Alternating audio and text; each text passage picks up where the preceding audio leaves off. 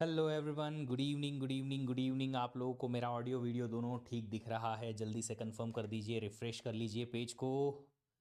And नमस्कार नमस्कार नमस्कार, बहुत बहुत सुस्वागतम। हाँ,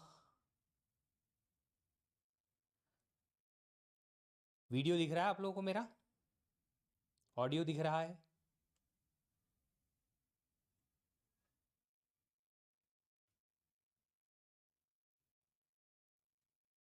हाँ जी। Hello hello hello hello hello hello, नमस्कार नमस्कार नमस्कार। सब ठीक है? स्टार्टेड? हाँ जी, स्टार्ट तो हो चुका है यार। मने तो घणो चोखो दिख रहा है। घणो चोखो दिख रह्यो है। तन्ने नहीं दिखे छोरी? Thought of the day, anyone try? Thought of the day is same to same, keep learning and keep learning, same to same. Audio is not good, सबके लिए ऐसा है। ऑडियो ठीक नहीं है या कुछ लोगों के लिए ही ऐसा है? कैसे हैं आप सब लोग? How are you guys? Hello hello hello. सब ठीक है? ऑडियो कम आ रहा है? Is it so? For everybody is it? Audio कम है, लो है? चलिए देखते हैं। अभी देखिए ऑडियो कैसा है। बहुत ज़्यादा लो है क्या? Is it to low? नहीं, कम है ऑडियो। अच्छा, एक काम करता हूं, मैं थोड़ा और बढ़ाने की कोशिश करता हूं। अभी देखिए ऑडियो अभी भी लो है। Is it? देखो अब मैं ज़्यादा ज़ोर से बोलूँगा तो शायद आप सब लोगों को ज़्यादा प्रॉब्लम आ जाए। इट्स फाइन फाइन फाइन, ठीक है। बढ़िया दिख रहा है यार, मेरे एंड पे तो बढ़िया दिख रहा है, कोई प्रॉब्लम आई नहीं है। अच्छा, आप लोगों ने कल तक के लेक्चर्स को रिविजिट कर लिया? बाइट और वर्ड फिर से क्या बाइट बाइट होती है, वर्ड वर्ड होता है? नमस्कार नमस्कार नमस्कार, स्वागत सुस्वागतम, बहुत बहुत स्वागत है आप सब लोगों का। ऑडियो बढ़ा लीजिए, आप अपने ऑडियो डिवाइसेस एक बार चेक कर लीजिए। आप हेडफोन लगाते हैं एटसेट्रा एटसेट्रा तो लगा लीजिए। लेक्चर में बाकी सब लोगों को तो आवाज़ ठीक दिख रही है, मेरे एंड से भी बढ़िया ही आ रही है।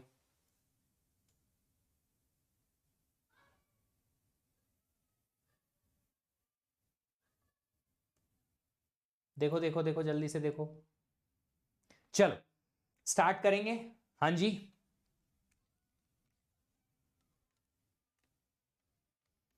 हाँ जी हाँ जी हाँ जी हाँ जी, परफेक्ट है, ठीक है। कल के लेक्चर में हमने देखा था कि मेमोरी कैसे एक्सेस होती है। फिर हमने देखा था सीपीयू के रजिस्टर्स के बारे में कि कैसे एआर और डीआर यूज होते हैं मेमोरी एक्सेस करने में। फिर एड्रेसिंग के बारे में देखा था कि मेमोरी जो है, अगर हम उसे एड्रेस करने जाएं तो कितनी बिट का एड्रेस लगेगा एक पर्टिकुलर मेमोरी को एक्सेस करने के लिए, based on different different examples, है ना। फिर हमने एक चीज देखी थी, वो देखी थी कि बाइट एड्रेसेबल मेमोरी और वर्ड एड्रेसेबल मेमोरी क्या होती है। एक बार क्विकली रिकॉल कर लेते हैं कि byte addressable versus word addressable में क्या अंतर था। डेफिनेशन रिकॉल करिए, बाइट एड्रेसेबल मेमोरी में क्या होगा।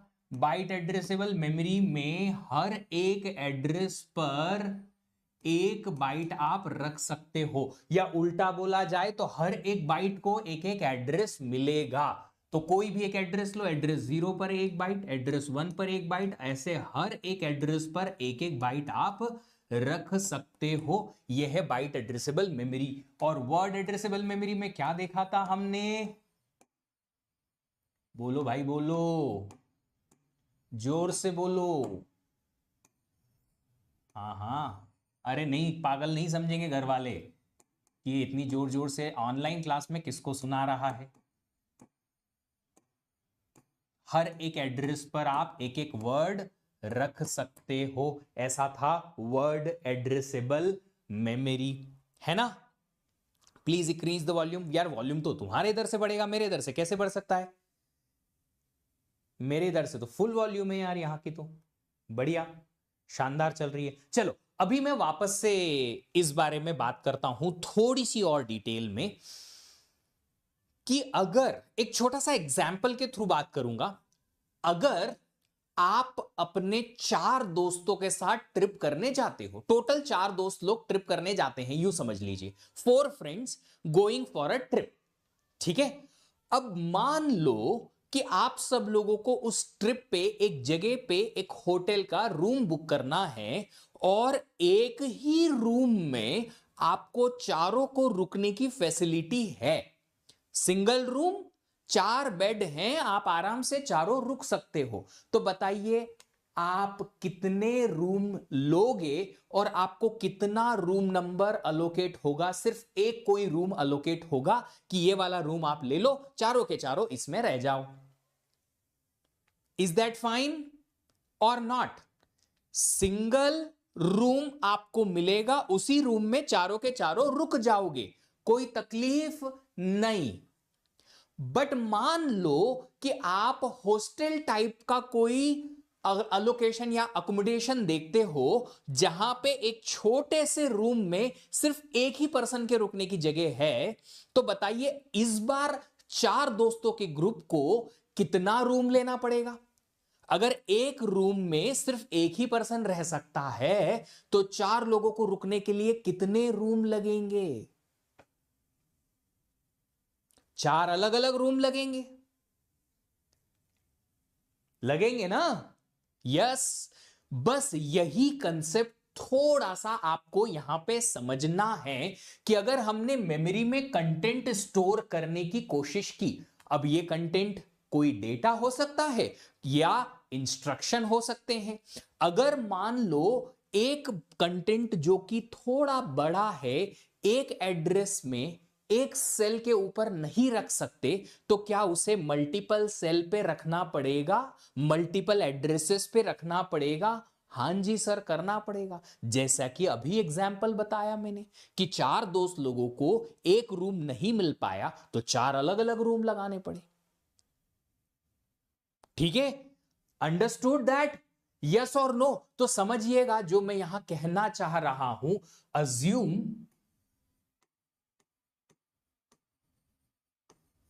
एक इंस्ट्रक्शन है जो हमें मेमोरी में स्टोर करना है, और इस इंस्ट्रक्शन का साइज जो है 4 बाइट का है। एक इंस्ट्रक्शन है, अजम्पशन है, हम खाली कंसेप्ट समझने की कोशिश कर रहे हैं। 4 बाइट का एक इंस्ट्रक्शन है जो हमें मेमोरी में स्टोर करना है। अब मान लो हमारे पास जो मेमोरी है अवेलेबल, एग्जाम्पल नंबर 1 के हिसाब से, कि हमारे पास मेमोरी जो है वो वर्ड एड्रेसेबल है,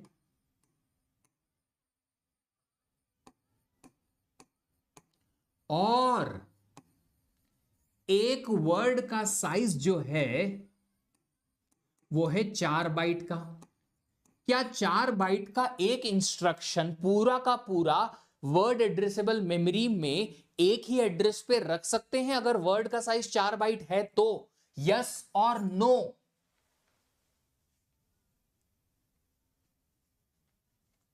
बताइए।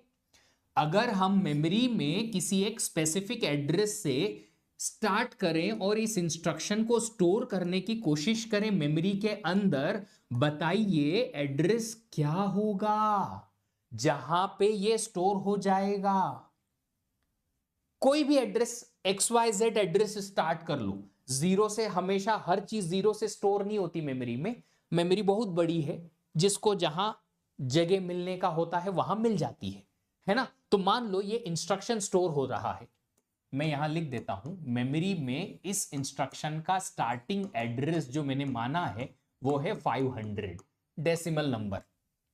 तो अगर 500 एड्रेस से स्टार्ट होके ये इंस्ट्रक्शन रखा हुआ है, कितना नंबर ऑफ एड्रेसेस या मेमोरी लोकेशंस लगेगी कि ये पूरा इंस्ट्रक्शन एक सिंगल जो 4 बाइट का है वो मेमोरी में मैं स्टोर कर पाऊं? ये हार्डवेयर एड्रेस होती है बेटा, ये फिजिकल एड्रेस है। सीओए में हम सिर्फ और सिर्फ फिजिकल एड्रेस की बात करते हैं। यहां लॉजिकल एड्रेस की बात नहीं होती, सिर्फ एक एड्रेस लगेगा। क्यों सर? एक एड्रेस के ऊपर हम मेमोरी में एक पूरा वर्ड स्टोर कर सकते हैं, ऐसा हमने कल देखा था। वर्ड एड्रेसेबल मेमोरी है, वर्ड का साइज 4 बाइट है, आप इसी एड्रेस 500 पे ही पूरी की पूरी 4 बाइट रख सकते हो, इसलिए सिर्फ एक एड्रेस पर पूरा का पूरा इंस्ट्रक्शन स्टोर हो गया। अगर इस क्वेश्चन में मैं आपसे पूछूं कि इस इंस्ट्रक्शन के बाद अगला इंस्ट्रक्शन कौन से एड्रेस पे आएगा, बताओ। इस इंस्ट्रक्शन के बाद अगला इंस्ट्रक्शन कौन से एड्रेस पे आएगा? तो क्या बोलोगे सर, इस इंस्ट्रक्शन को स्टोर करने के लिए एक एड्रेस लगा 500। अरे बाबू लोग, एक ही एड्रेस पे तुमने कहा कि पूरा का पूरा इंस्ट्रक्शन स्टोर हो गया, उसी एड्रेस पे स्टोर हो गया, तो अगला वाला इंस्ट्रक्शन अगले एड्रेस पे आएगा ना। नेक्स्ट इंस्ट्रक्शन नेक्स्ट एड्रेस पे आएगा। कौन सा एड्रेस है वो? 501। बोलो, कोई शक?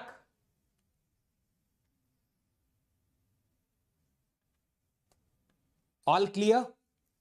Till now everything is clear. चलिए एग्जाम्पल नंबर 2। एग्जाम्पल नंबर 2 कहता है कि हमारे पास मेमोरी जो है वो है वर्ड एड्रेसेबल, और इस बार वर्ड का साइज जो है 2 बाइट का है। 1 word is equal to 2 bytes. अब क्या करेंगे? अब क्या करेंगे? अगर मेमोरी में अज्यूमिंग यही इंस्ट्रक्शन एड्रेस 500 से स्टोर होके स्टोर्ड है, मेमोरी इस बार ऐसी है कि वर्ड एड्रेसेबल तो है पर एक वर्ड सिर्फ 2 बाइट का है, मेरे को स्टोर करना है 4 बाइट। 2 प्लस 2 4, टोटल 2 एड्रेसेस लगेंगे। जी हां, तो ये जो करंट इंस्ट्रक्शन में INST और उसके ऊपर N लिख रहा हूं, ये इंस्ट्रक्शन है बाबू।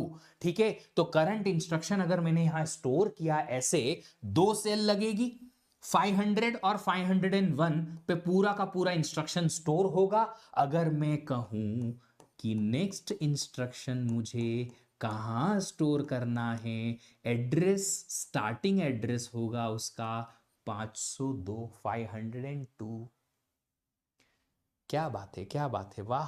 शर्मा, सिमरन, गोयल, रश्मि, अंजलि, सुष्मिता और सुषमा, लोकेश, ज्योति, हर्ष, सामंत, राजा, अरे बहुत सारे लोगों ने बहुत अच्छे अच्छे आंसर दिए हैं।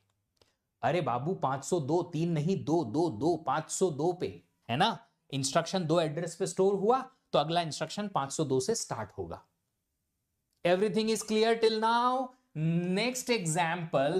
Now you guys, I am not gonna ask the questions, you guys will directly answer me. आप लोग मुझे डायरेक्टली बताएंगे कि अगर यही सेम इंस्ट्रक्शन 4 बाइट का मुझे रखना पड़ता बाइट एड्रेसेबल मेमोरी में, एक एड्रेस पर कितना बाइट रख सकते हो? सिर्फ एक बाइट। 4 बाइट को रखने के लिए कितना एड्रेस चाहिएगा?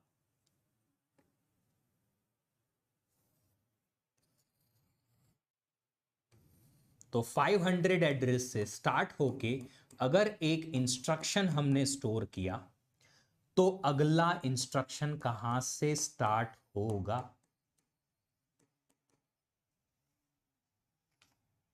चार एड्रेस लगेंगे। क्यों सर? आपने कहा मेमोरी बाइट एड्रेसेबल है, एक एड्रेस पे सिर्फ एक ही बाइट रख सकते हो। अब हमारे पास 4 बाइट का इंस्ट्रक्शन है, तो 4 बाइट के इंस्ट्रक्शन को रखने के लिए 4 एड्रेस लगेंगे, 500, 501, 2 और 3। तो अगला स्टार्ट होगा 504 से।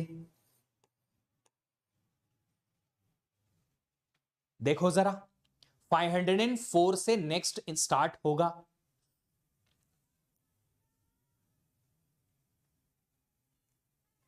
अरे 5 से क्यों, 4 से होगा ना। 500, 500, 501, 502, 503, ये हो गए 4 एड्रेस।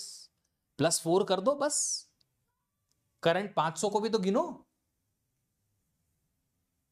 504 is the answer. ठीक है, चलिए अब ये चीज आपको अपने नोट्स में लिखनी है, खुद से मैं यहां नहीं लिख पा रहा हूं, है ना। सर एक वर्ड कितनी बाइट का हो सकता है, ये तो बेटा डिपेंड करता है क्वेश्चन में मेंशन होगा कि इस अजम्पशन के लिए या इस क्वेश्चन के लिए एक वर्ड का साइज इतना होगा। अब ये तो ऐसी बात होगी, तू कितनी रोटी खा सकता है या कोई एक इंसान कितनी रोटी खा सकता है, ये तो सब्जेक्टिव है ना। मैं एक दिन में सिर्फ 2 ही रोटी खाता हूं टोटल, आप लोग हो सकता है 5-6 रोटी खा लें, 10 रोटी खा लें, डिपेंड करता है। If 504 is already filled, Ashutosh ji operating system में आपको पता चलेगा कि ये जो इंस्ट्रक्शन मेमोरी में स्टोर होते हैं तो ऑपरेटिंग सिस्टम उसे कैसे मैनेज करता है स्पेस को। ओएस किसी न किसी स्पेस को तभी अलोकेट करेगा किसी प्रोसेस को, किसी प्रोग्राम के इंस्ट्रक्शंस को, जब वो फ्री रहेगी, अदरवाइज नहीं करता। आप तो ऐसे बोल रहे हो कि मैंने एक प्लॉट खरीदा गवर्नमेंट से और मैं वहां जाके देख के आया तो बोले कि यहाँ पे ऑलरेडी कोई बिल्डिंग बनी हुई है, तो ऐसे कैसे प्लॉट बेच दिया गवर्नमेंट ने मुझे? नहीं हो सकता ना, ऐसी वाली बात है। एक वर्ड 1 बाइट का हो सकता है, बिल्कुल हो सकता है। एक वर्ड 1 बाइट का मतलब कि वो word addressable memory byte addressable memory ही है। एक वर्ड अगर 1 बाइट का है तो word addressable memory byte addressable memory के जैसे ही हम क्या करेंगे, समझेंगे। अभी सुनो जरा, इधर उधर बहुत ज्यादा दिमाग नहीं लगाओ, मैं एक पॉइंट बताना चाहता हूं, सुन लीजिए और लिख लीजिए अपने नोट्स में। जो पॉइंट में है पहले बोल देता हूं, समझ लो, उसके बाद लिखना। पहले समझो क्या कहना चाहता हूं। अगर कोई भी कंटेंट एक से ज्यादा एड्रेस पे रखा हुआ है, इस एग्जाम्पल में एक कंटेंट, एक पूरा इंस्ट्रक्शन एक से ज्यादा एड्रेस, 4 एड्रेस पे रखा है, इसमें 2 एड्रेस पे रखा है। तो अगर कोई भी कंटेंट मेमोरी में एक से ज्यादा एड्रेस पे रखा हुआ है तो उसको रिप्रेजेंट करने के लिए इस कोर्स में हम सिर्फ उसका स्टार्टिंग एड्रेस बताएंगे। उसको रिप्रेजेंट करने के लिए हम सिर्फ और सिर्फ उसका स्टार्टिंग एड्रेस बताएंगे, बाकी का एड्रेस बताने की जरूरत नहीं है। जैसे कि अगर कोई आपसे पूछेगा कि एक इंस्ट्रक्शन है 4 बाइट का, बाइट एड्रेसेबल मेमोरी में रखा है, तो हां हम बोलेंगे सर उसका एड्रेस 500 है। उसका एड्रेस 500 है मतलब वो सिर्फ 500 पे ही स्टोर्ड है? नको रे बाबा, ये 500 से स्टार्ट होके रखा है, आगे और भी है। 4 बाइट का है तो 4 एड्रेस पे रखा होगा, छोटा होता तो छोटे एड्रेस पे रखा होता। ठीक है ना? तो वापस से मैं बोलता हूं, इस बार आप लोग लिख लीजिएगा, इंग्लिश में बोलता हूं, you can right it down may be now और मे बी जब आप इसको रिकॉर्डिंग सुनेंगे तब। If any content is stored in memory, if any content is stored in memory on more than one locations, if any content is stored in memory on more than one locations in the memory, then it is represented by its starting address. It is represented by only its starting address. ठीक है ना? निशु कुमार, आप वही हैं जो मेरे इतने सारे सेशंस में आ रहे हैं यहां से वहां से, 2-3 सालों से तो देख ही रहा हूं तुमको। Are you the same? वही हो ना? अरे रिजल्ट नहीं पूछूंगा, अब हाँ तो कर।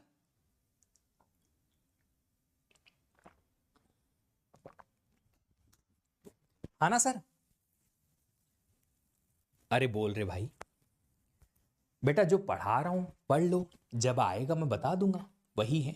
तो बेटा जो मैं पढ़ा रहा हूं पढ़ ले यार, है ना? कॉन्सेंट्रेट कर लर्निंग पे। अभी तक यहां वहां जितना भी भटक लिए हो कोई बात नहीं, ठीक है? अभी निशु कुमार जी, तुमने शायद 3 साल से गेट की प्रिपरेशन की है, मैंने पिछले 12-13 सालों से गेट पढ़ाया है ना? तो don't worry, it's okay. Sir ये लोग को देखकर डिमोटिवेट हो जाते हैं, नहीं, इनको देख के डिमोटिवेट नहीं होना, मोटिवेट होना है कि हमको क्या नहीं करना है, ये गलतियां इनसे सीख सकते हो। ये एक किताबों की लाइब्रेरी लेके बैठे हुए हैं कि क्या नहीं करना है। उसके पास जॉब है अपनी, वो जॉब कर रहा है बंदा, बाकी अपनी क्लासेस भी लेता है। सुनो अभी क्या कह रहा हूं मैं, कि हम कभी भी बोलेंगे एक स्टार्टिंग एड्रेस से ही स्टार्ट होके बोल देंगे, उतने में काम हो जाएगा। अब सुनो, वापस इधर आओ, ठीक है? वापस इधर आओ। अब मैं चाहता हूं कि आप सब लोग मेरे लिए एक छोटा सा काम करें, ठीक है। दो एग्जाम्पल में दे रहा हूं आपको अलग अलग। एक मेमोरी है हमारे पास,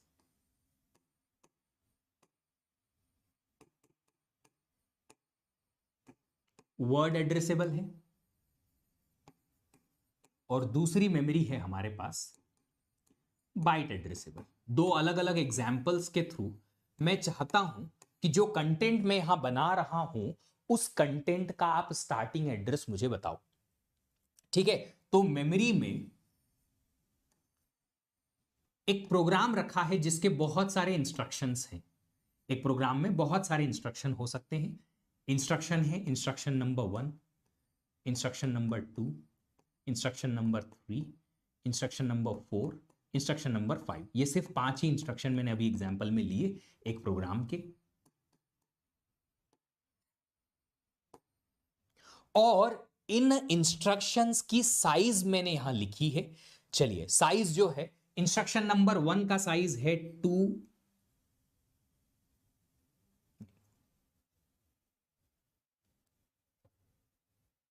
अरे भाऊ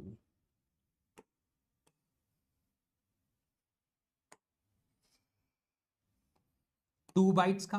इंस्ट्रक्शन नंबर 2 जो है वो 4 बाइट का है। इंस्ट्रक्शन नंबर 3 जो है वो भी 4 बाइट का है। इंस्ट्रक्शन नंबर 4 8 बाइट्स का है, और इंस्ट्रक्शन नंबर 5 2 बाइट का है। ये है अलग अलग इंस्ट्रक्शन। दिख रहा है आपको ब्लू कलर? यहां पे ब्लू कलर देख पा रहे हो ना आप लोग, है ना? चलिए अभी देखो इधर, कॉन्सेंट्रेट करो, दूसरों पे कॉन्सेंट्रेट नहीं करना। जो लोगों पे कॉन्सेंट्रेट करते हैं वो वीकर माइंड कहलाते हैं। जो लर्निंग पे कॉन्सेंट्रेट करते हैं और अपने करियर पे कॉन्सेंट्रेट करते हैं वो स्ट्रांग माइंड कहलाते हैं। तो आप लोगों ने अपने आसपास बहुत सारे वीक माइंड देखे होंगे जो खाली यही करते हैं, उसने ऐसा कर दिया, उसने ऐसा कर दिया, ये वो करता है, वो करता है, वो करता है। डोंट केयर, अपने करियर पे ध्यान दो। हम स्ट्रांग माइंड है ना? I1 इंस्ट्रक्शन स्टार्ट हो रहा है एड्रेस 500 से। वर्ड एड्रेसेबल मेमोरी है और एक वर्ड का साइज 2 बाइट का है। तो अब आपको बताना है मुझे कि ये जो अलग अलग इंस्ट्रक्शंस हैं इनके स्टार्टिंग एड्रेस क्या होंगे। सेम आपको इनके स्टार्टिंग एड्रेस बनाना है फॉर बाइट एड्रेसेबल मेमोरी के लिए भी। अगर स्टार्टिंग एड्रेस मैंने 500 ही माना है, डेसिमल के हिसाब से आप बताइए इनके अलग अलग साइज के हिसाब से स्टार्टिंग एड्रेस क्या होगा।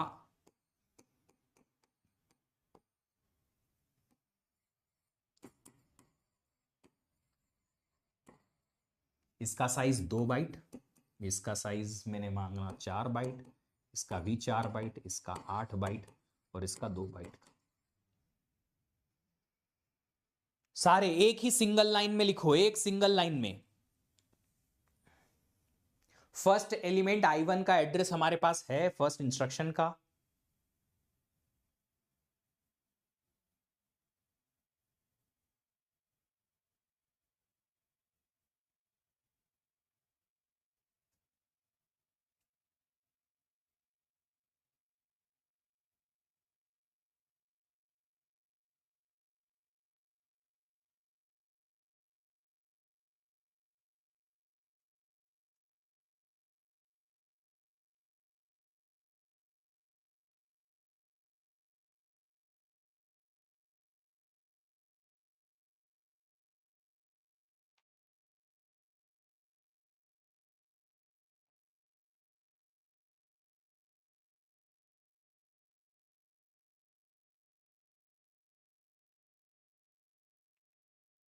चलिए, आया आंसर? देखो यहां पे पहले इंस्ट्रक्शन का साइज है 2 बाइट का, और वर्ड का साइज भी है 2 बाइट का। पूरा का पूरा 2 बाइट का एक वर्ड I1 इंस्ट्रक्शन पूरा का पूरा आप इसी एड्रेस पे रख सकते हो। तो पहला एड्रेस गया, ठीक है, 500 पे ही आ गया। दूसरे एड्रेस से 501 से स्टार्ट होगा I2। क्यों? I1 को स्टोर करने के लिए 2 बाइट की जरूरत थी। हम इस एड्रेस पे 2 बाइट रख सकते हैं क्योंकि वर्ड एड्रेसेबल मेमोरी है और 2 बाइट का ही वर्ड है। तो हमने पूरा इंस्ट्रक्शन यहीं पे इसी एड्रेस पे रख दिया, हमें मिला 501। नेक्स्ट, I2 का स्टार्टिंग एड्रेस 501 है। अब 4 बाइट का ये वर्ड है, 4 बाइट का इंस्ट्रक्शन है। 4 बाइट का इंस्ट्रक्शन एक इंस्ट्रक्शन 4 बाइट का, 2 बाइट का वर्ड है, मतलब 2 और 2 4 बाइट को रखने के लिए 2 एड्रेसेस लगेंगे। तो I2 501 2 पे स्टोर होगा, I3 स्टार्ट होगा 503 से, है ना। फिर I3 का साइज है 4 बाइट का, 4 बाइट को रखने के लिए सेम 2 एड्रेस लगेंगे, तो I4 स्टार्ट होगा 505 से। I4 को रखने के लिए 8 बाइट चाहिए, 8 बाइट 2 बाइट के हिसाब से 4 एड्रेसेस, 4 एड्रेसेस 5 6 7 8, तो I5 स्टार्ट होगा 509 से। देखो जरा, सिमरन गोयल जी छोटी सी गलती कर दी, +4 करना पड़ेगा। अभी समझ में आया सर, आ गया, बहुत अच्छी बात है। इधर आओ, इस पे आओ, बाइट एड्रेसेबल पे 500 से स्टार्ट हुआ, 500 से स्टार्ट हुआ। I1 को स्टोर करने के लिए 2 बाइट, 2 बाइट मतलब 2 एड्रेस लगेंगे, एक एक बाइट पे एक एड्रेस, तो I2 स्टार्ट कहां से होगा 502 से। I2 को स्टोर करने के लिए 4 बाइट, 4 बाइट 4 एड्रेस, 2 3 4 5 लग गए, तो +4 कर दो, सीधे सीधे जितने एड्रेस लगे +4 कर दो, अगले इंस्ट्रक्शन का एड्रेस आ जाएगा। इसको 4 बाइट 4 एड्रेस लगेंगे, तो अगला आएगा 10 से। फिर 8 बाइट लगेंगे, तो ये अगला आ जाएगा 18 से। देखो जरा, श्रेया जी देखो गलती करी कहीं, आंसर दिया, कहां आंसर दिया? मैंने पोल वोल तो स्टार्ट ही नहीं किया था तुम्हारा। इफ वर्ड साइज इज, अभी उसके बारे में बात करते हैं बेटा, उसके बारे में भी बात करते हैं, उसका चिंता छोड़ दो। सही है, चलो एक बार देख लो आराम से, एक बार चेक कर लो, एक बार चेक कर लो, एक बार और बता दूं, क्या बताऊं? अच्छा, ऐसी क्या चीज है जो समझ नहीं आई है?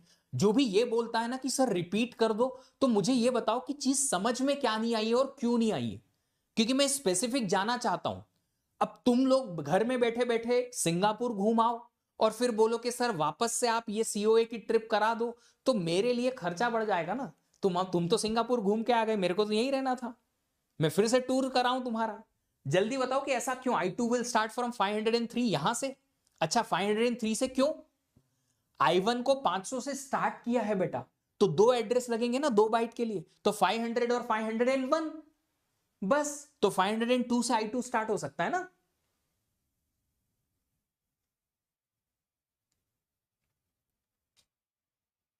ठीक है, अगर कुछ चीज नहीं समझ में आ रही है तो बराबर पूछो, मैं रिपीट भी करूंगा, बट थोड़ा स्पेसिफिक हो जाओ बाबू लोग।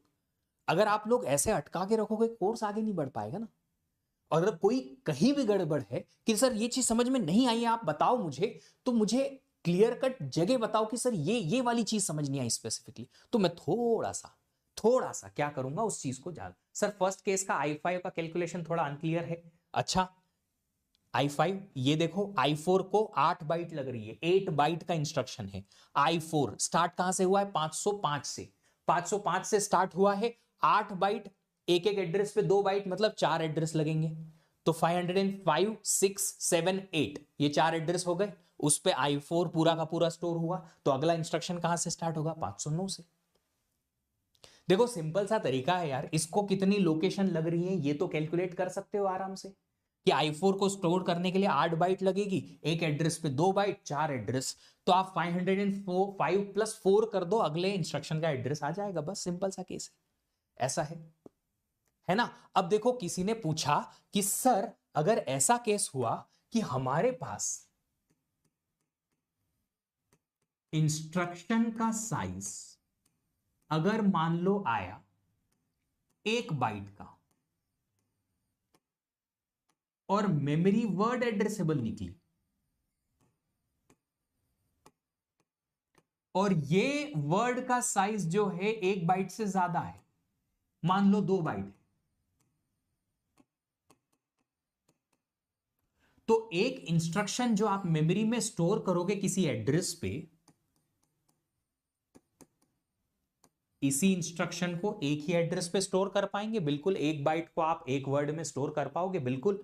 तो यहां पे क्या आप जस्टिफिकेशन कर पाओगे कि आपके पास रखने की जगह तो 2 बाइट की है, पर आपको एक ही बाइट रखने की जरूरत पड़ रही है 1 बाइट खाली। इट इज समथिंग लाइक कि हमने रूम बुक कराया 2 लोगों के लिए और हम रुक रहे हैं एक। तुम्हारी रियल लाइफ सिचुएशन जो है वो सामने आ गई है। रूम जो है 2 लोगों का बुक कराया, 2 बेड है उसमें अलग अलग, बट रुक रहा है कोई एक पर्सन। क्यों?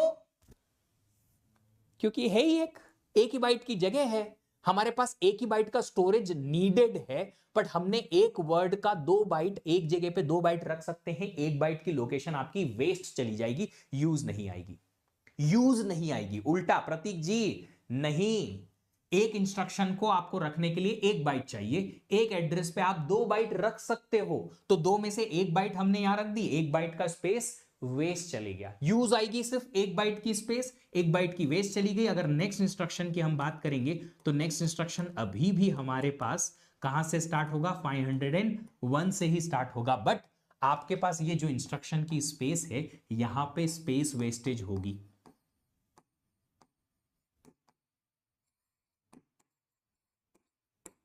एक बाइट की स्पेस वेस्टेज हो जाएगी, 1 बाइट की स्पेस वेस्टेज जो है ये हो जाएगी यहां पे, है ना। अब एक सिंपल सी बात है कि आपके पास जो सबसे छोटा डेटा होता है कंप्यूटर सिस्टम के हिसाब से वो 1 बाइट का होता है, सबसे छोटा डेटा। अगर आप इंस्ट्रक्शन की बात करो तो इंस्ट्रक्शन भी सबसे छोटे से छोटा 1 बाइट का हो सकता है, और अगर आप डेटा की बात करो तो एक सबसे छोटा कैरेक्टर होता है 8 बिट 1 बाइट का। अगर आप लोगों ने बाई चांस सी प्रोग्रामिंग पढ़ी कोई जिंदगी में, तो कम से कम आपको 1 बाइट का एक कैरेक्टर तो मिलता ही मिलता है। इससे छोटा डेटा टाइप नहीं देखा सी प्रोग्रामिंग में, देखा क्या? इंस्ट्रक्शन साइकिल बोल सकते हैं ना? नहीं बेटा, इंस्ट्रक्शन साइकिल अलग चीज होती है। सर 502 आना चाहिए ना प्रतीक बाबू? थोड़ा सा पहले ऐसे पानी लो, पानी लो, ऐसे उठाओ, थोड़ा सा ऐसे मुंह धो और इन दोनों चीज को पढ़ो कि क्या लिखा है। एक एड्रेस पे मैं 2 बाइट रख सकता हूं, मुझे रखना है एक इंस्ट्रक्शन खाली 1 बाइट का। इंस्ट्रक्शन छोटा है, साइज ऑफ वर्ड बड़ा है, एक ही एड्रेस पे मैं 2 बाइट रख सकता हूं, पर मुझे इंस्ट्रक्शन खाली 1 ही बाइट का लिखना है। इसी जगह पे अगर मैं 2 बाइट लिख सकता हूं और मुझे सिर्फ 1 ही बाइट यूज करनी है, तो उसी एड्रेस पे जो 2 बाइट के 1 बाइट थी वो वेस्ट हो जाएगी, अगला इंस्ट्रक्शन तो अगले एड्रेस पे स्टार्ट हो जाएगा ना बाबू। देखो देखो देखो, देखो जरा, है ना। सेल का साइज तो सेम होता है, 2 इंस्ट्रक्शन 500 में नहीं लिख सकते। हाँ, ये भी एक बड़ा इंटरेस्टिंग क्वेश्चन है। अगर आपने 2 ही इंस्ट्रक्शन इसी में रख दिए तो प्रोग्राम काउंटर क्या लेगा? प्रोग्राम काउंटर अगले इंस्ट्रक्शन को पॉइंट करता है। आपने 500 वाला इंस्ट्रक्शन अगर एग्जीक्यूट करने के लिए भेज दिया तो एक साथ 2 इंस्ट्रक्शन भेज दोगे। आपका सीपीयू एट ए टाइम तो एक ही इंस्ट्रक्शन समझता है, एग्जीक्यूट करता है। प्रोग्राम काउंटर में कैसे आप मैनेज करोगे? प्रोग्राम काउंटर हमेशा अगले इंस्ट्रक्शन का एड्रेस स्टोर करता है ना। प्रोग्राम काउंटर हमेशा अगले इंस्ट्रक्शन का एड्रेस स्टोर करके रखेगा। तो कभी भी याद रखिएगा, ये चाहे नोट में लिख लेना अपने, हमेशा अगला इंस्ट्रक्शन अगले एड्रेस से ही स्टोर होता है मेमोरी के अंदर। हमेशा अगला इंस्ट्रक्शन अगले एड्रेस से ही स्टोर होता है।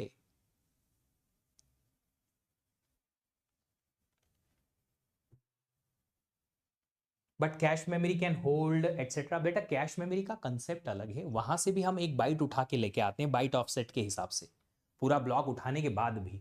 सर अगर instruction size is more than 2 byte then what happened? अभी तो देखा है ये, अगर instruction size more than 2 byte है तो अगले एड्रेस पे आ जाएगा, मल्टीपल एड्रेस पे चले जाएगा। बट कहीं ना कहीं हमारे पास ये जो एग्जाम्पल है इसके थ्रू मैं बताना चाहता था कि वर्ड एड्रेसेबल मेमोरी जो है वो बहुत सारी स्पेस वेस्ट कराएगी आपकी। क्यों? क्योंकि इसमें क्या है ना, एक ही एड्रेस पे आप मल्टीपल बाइट रख सकते हो, पर जब आपके पास बहुत सारा डेटा एक एक बाइट का या छोटा छोटा आया तो एक एड्रेस पे बहुत सारी स्पेस वेस्ट हो जाएगी जो आप किसी को अलोकेट नहीं कर पाओगे, कहीं भी यूज नहीं कर पाओगे। ऐसा नहीं होता ना कि सर आपने एक रूम बुक कराया है, वो एक और सर हैं उनको भी एक रूम चाहिए, आपके रूम में रुकवा दो होटल में, आप बोलोगे ऐसा? नहीं ना, रुकने नहीं देंगे, वो वेस्ट है तो वेस्ट है, नहीं कर सकते उसको ऐसा। तो फिर क्या होगा? इंस्ट्रक्शन कितनी सेल ऑक्यूपाई कर सकता है? कोई लिमिट नहीं होती बेटा, वो डिपेंड करता है इंस्ट्रक्शन की साइज पे। कोई ऐसा लिमिट नहीं है। वो तो सीपीयू जब आप डिजाइन करते हो तो आपको इंस्ट्रक्शन का साइज जो है वहां से मिलता है कि अच्छा इतना इतना इंस्ट्रक्शन का साइज मिलेगा इस सीपीयू के लिए, इस कंप्यूटर के लिए। ठीक है, तो मैं क्या कह रहा हूं आप लोगों को, एक चीज जो समझने की कोशिश कीजिए कि यहां पे मैं बात कर रहा हूं कि अगर आपने वर्ड एड्रेसेबल मेमोरी लगाई तो ये स्पेस को वेस्ट करवाएगी। इसलिए बाय डिफॉल्ट जो आज हमारे कंप्यूटर सिस्टम में मेमोरी यूज होती है वो कौन सी यूज होती है? Byte addressable. कौन सी यूज होती है? Byte addressable. तो जहां पे भी आपने डेफिनेशन लिखी थी byte addressable word addressable memory की, वहां पे आप ये लिख लीजिएगा कि अगर क्वेश्चन में मेंशन नहीं है तो हम डिफॉल्ट केस लेके और वर्ड नहीं बाइट एड्रेसेबल मेमोरी ही कंसीडर करेंगे हमेशा। ऑलवेज मींस ऑलवेज, हमेशा मींस हमेशा, डिफॉल्ट। ठीक है, तो जो केस हमने यहां समझा, ऐसा क्यों? क्योंकि सर वर्ड एड्रेसेबल मेमोरी में बहुत सारी स्पेस वेस्ट हो जाती है। ओके, चलिए आगे बढ़ते हैं और ये क्वेश्चन सॉल्व करते हैं। 3 अलग अलग इंस्ट्रक्शंस दे रखे हैं, नंबर 1, नंबर 5, नंबर 120। इन तीनों के एड्रेस निकालने हैं आपको। अगर एक सीपीयू है जिसमें 4-4 बाइट के इंस्ट्रक्शंस हैं और एक प्रोग्राम एक मेमोरी के अंदर रखा हुआ है जिसमें 200 इंस्ट्रक्शन है 1 से लेके 200 नंबर के, और ये प्रोग्राम मेमोरी में स्टार्ट हुआ है 200 से, तो आप बताइए इन इंस्ट्रक्शंस के एड्रेस क्या होंगे? अच्छा, इस क्वेश्चन में आपको यह बताया हुआ है क्या कि मेमोरी जो है बाइट एड्रेसेबल है कि वर्ड एड्रेसेबल है? देखो जरा, फिर तो एक इंस्ट्रक्शन के लिए पीसी को मल्टीपल एड्रेस पॉइंट कराना होगा। नहीं, मल्टीपल नहीं, स्टार्टिंग कराना होगा ना। वही तो मैंने कंसेप्ट बताया था कि स्टार्टिंग करा दो, काम खत्म, वहां से उठा लेगा। यहां क्वेश्चन में मेंशन है क्या कि मेमोरी इज बाइट एड्रेसेबल या वर्ड एड्रेसेबल? कुछ लिखा है ऐसा? अगर क्वेश्चन में कुछ भी ऐसा लिखा हुआ नहीं है कि मेमोरी इज बाइट एड्रेसेबल और वर्ड एड्रेसेबल, तो फिर बाय डिफॉल्ट क्या मानोगे? क्या मानोगे मेमोरी को? अच्छा, मेमोरी का ये इंस्ट्रक्शन साइज है। इंस्ट्रक्शन साइज में, अरे पजामे और पेंट में अंतर होता है बाबू। तो ये इंस्ट्रक्शन है, मेमोरी का वर्ड अलग होता है, तो हम यहां बाय डिफॉल्ट बाइट एड्रेसेबल मानेंगे। बाइट एड्रेसेबल मानेंगे तो बताइए पहले वाले इंस्ट्रक्शन का एड्रेस क्या होगा, 5वें वाले इंस्ट्रक्शन का एड्रेस क्या होगा और 120 वाले इंस्ट्रक्शन का एड्रेस क्या होगा? गिनो जरा। ए स्टार्टिंग एड्रेस 200 है रे बाबा, ये तो देखो।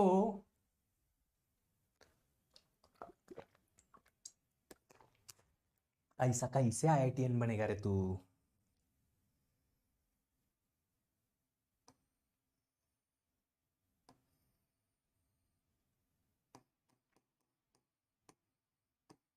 जे मेमोरी पढ़ते पढ़ते तुम्हारी मेमोरी में फॉल्ट पक्का आएगा। इंस्ट्रक्शन नंबर कहां से स्टार्ट हुआ है? ये देखो प्रोग्राम में क्वेश्चन में क्लियर कट मेंशन है 1 से। अच्छा, एक छोटी सी एडवाइस दूंगा मैं, आप सब लोग अगर इस कोर्स को पढ़ रहे हो तो आप लोगों को क्वेश्चन पढ़ने के लिए कंसंट्रेशन की जरूरत है। ये कोर्स में क्वेश्चन तब तक करेक्टली सॉल्व नहीं होगा जब तक आप पूरा क्वेश्चन स्लोली स्लोली एक एक वर्ड बाय वर्ड पढ़ के समझ नहीं लेते। खाली ऐसे ही देखोगे, हाँ यहाँ 4 बाइट कुछ लिखा है, ये कुछ लिखा है, और फिर क्वेश्चन सॉल्व करने लगोगे तो आप पक्का नेगेटिव मार्किंग में आओगे इस कोर्स में।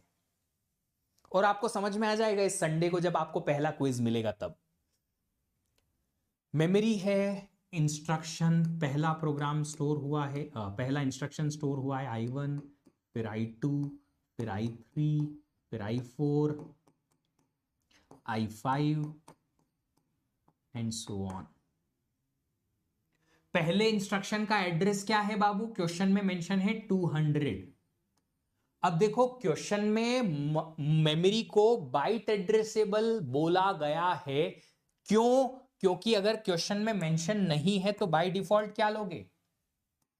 डिफॉल्ट केस आप लेंगे कि ये बाइट एड्रेसेबल है। चलिए, अब एक पूरा इंस्ट्रक्शन जो है वो कितनी बाइट का है? 4 बाइट का। बाइट एड्रेसेबल मेमोरी में 4 बाइट रखने के लिए 4 एड्रेस चाहिए। 4 एड्रेस 200, 201, 202, 203, ये हो गए 4 एड्रेस। I1 के लिए चले गए, तो I2 का स्टार्टिंग एड्रेस क्या बनेगा? 204 बनेगा। I3 का क्या बनेगा? इसको और 4 पे स्टोर करो तो +4 और कर दो। I3 का एड्रेस होगा 208, स्टार्टिंग एड्रेस से काम चल जाएगा, है ना। फिर I4 का स्टार्टिंग एड्रेस क्या होगा? 212, +4 करना है क्योंकि हर एक इंस्ट्रक्शन 4-4 लोकेशन पे स्टोर है। तो I5 कहां से स्टोर होगा? 216 से। चलिए, तो पहले क्वेश्चन का आंसर क्या आएगा? फर्स्ट क्वेश्चन का आंसर जो आएगा, I1 का स्टार्टिंग एड्रेस आ जाएगा 200, I5 का स्टार्टिंग एड्रेस आ जाएगा 216। 120 वाला बताओ। ये है एप्टीट्यूड, ये है मैथमेटिक्स। देखो, अगर नंबर 1 है तो 0, 2 है तो +4, 3 है तो +8, 4 है तो +12, 5 है तो +16। मतलब 5 में से एक कम करो, 4, 4 इंटू 4 16, 200 में 16 ऐड किया तो इसका एड्रेस आ गया। तो आप क्या करेंगे? 5 के लिए आपने 4 इंटू 4 किया, 4 के लिए इंस्ट्रक्शन नंबर 4 के लिए 4 जो कि साइज है हर एक इंस्ट्रक्शन का, इंटू 3 किया। तो 120 के लिए 4, हर एक इंस्ट्रक्शन की साइज में आप मल्टीप्लाई क्या करेंगे? 119। तो आपके लिए इसका स्टार्टिंग एड्रेस बन जाएगा 200, जहां से स्टार्ट हुआ है एड्रेसिंग, प्लस 4 इंटू 119। अब कोई अगर पूछेगा सर ये कैसे आया, बेटा एरे पढ़ना पड़ेगा। जब एरे पढ़ लोगे डेटा स्ट्रक्चर में या सी प्रोग्रामिंग में ये बन जाएगा। अगर आपने एरे पढ़ लिया तो काम बन जाएगा। बताओ कितना आ रहा है? 19 चौक 76, 400, 676, 676, 676। तो आंसर आ जाएंगे आपके पास ये। अब ये कैसे बनाया मैंने? वही आपको टेक्निक डेवलप करनी है बाय प्रैक्टिस। जितनी आप एप्टीट्यूड, मैथमेटिक्स और बाकी सारे कोर्सेस की प्रैक्टिस करोगे, ये धीरे धीरे करके पैटर्न आपकी नजरों के सामने बनते चले जाएंगे। प्रैक्टिस से आएगा, पक्का आएगा। जिससे नहीं बन रहा है, मायूस होने की जरूरत नहीं है। हमसे भी नहीं बनते थे एट फर्स्ट प्लेस, धीरे धीरे करके बनने लगे। प्रैक्टिस से हो जाएगा। ये जो पैटर्न समझ में आया है वो ऑटोमेटिकली समझ में आ जाएगा। अच्छा, एक और क्वेश्चन ले लो, नंबर 4। अगर आपके पास इंस्ट्रक्शन है I193, इसका स्टार्टिंग एड्रेस बता दो।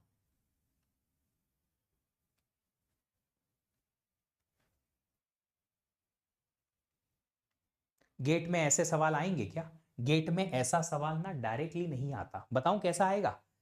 बहुत ज्यादा चुल होती है ना तुम लोगों को कि सर क्या आएगा गेट में। ये ऐसा आता है, ये आता है, देख जे, देखा। अब यहां लिखा है ब्रांच ऑन 104। सबसे पहले इन सारे इंस्ट्रक्शन की जो साइज दे रखी है, उन सारे इंस्ट्रक्शन का एड्रेस निकालना पड़ेगा। That is one of the step to solve the question. Direct question नहीं आता है, कुछ छोटी छोटी स्टेप्स हैं क्वेश्चन को सॉल्व करने की, ये जो सीख रहे हैं अभी हम। फिर उस स्टेप को यूज करके और पूरा क्वेश्चन सॉल्व होगा। हर जो चीज हम क्लासरूम में प्रैक्टिस करेंगे वो एग्जैक्टली क्वेश्चन ग्रेड में नहीं आता है। वो ये जो है क्वेश्चन का एक छोटू सा पार्ट रहेगा, इतू सा, बस इतू सा, ऐसा समझो क्या है। I193 के लिए हम स्टार्टिंग एड्रेस कैसे निकालेंगे? 200 प्लस 192 इंटू 4, कितना आ रहा है जरा बताओ? 8 चौक 32, कम कर दो 800 में से, तो 900 एंड 32 कम करेंगे तो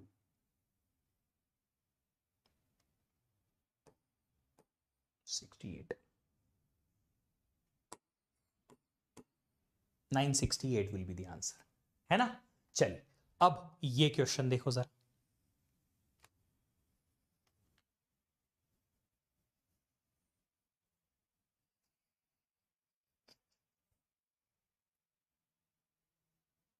ये क्या लिखा है? प्रियंका चोपड़ा। क्या है ये? What is this? What does it mean by PC here in this course? PC का मतलब क्या होता है? Program counter. तो यहां पे प्रोग्राम काउंटर की वैल्यू पूछी गई है।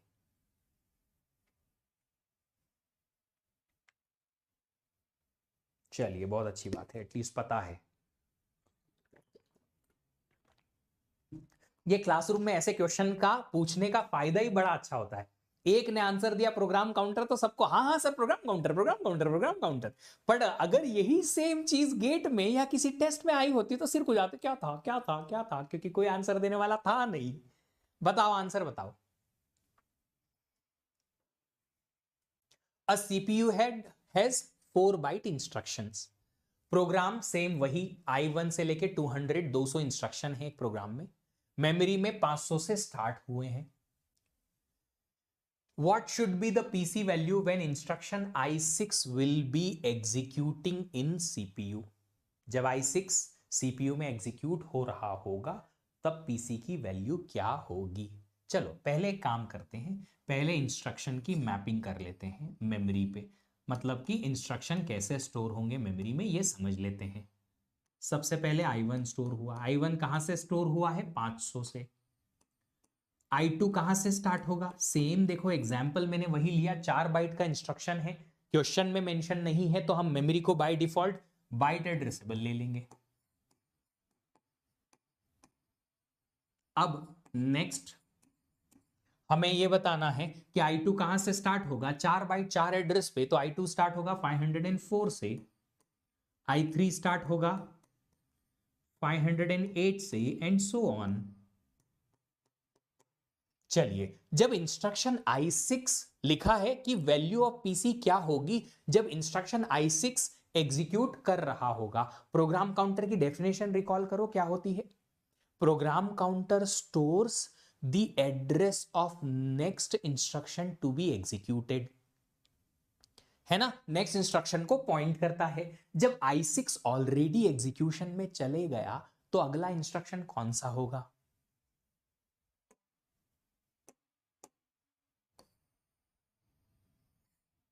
When I6 is executing, then program counter should point to next instruction।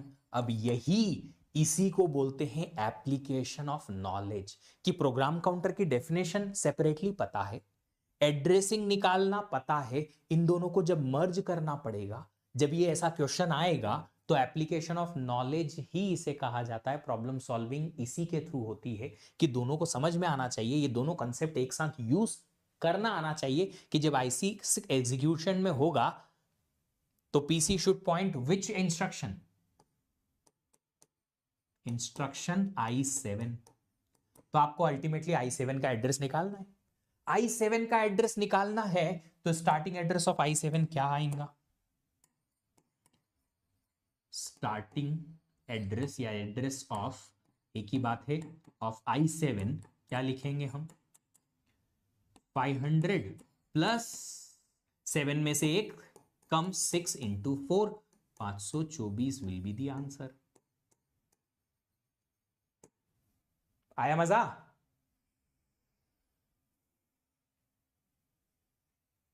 बोलो जी।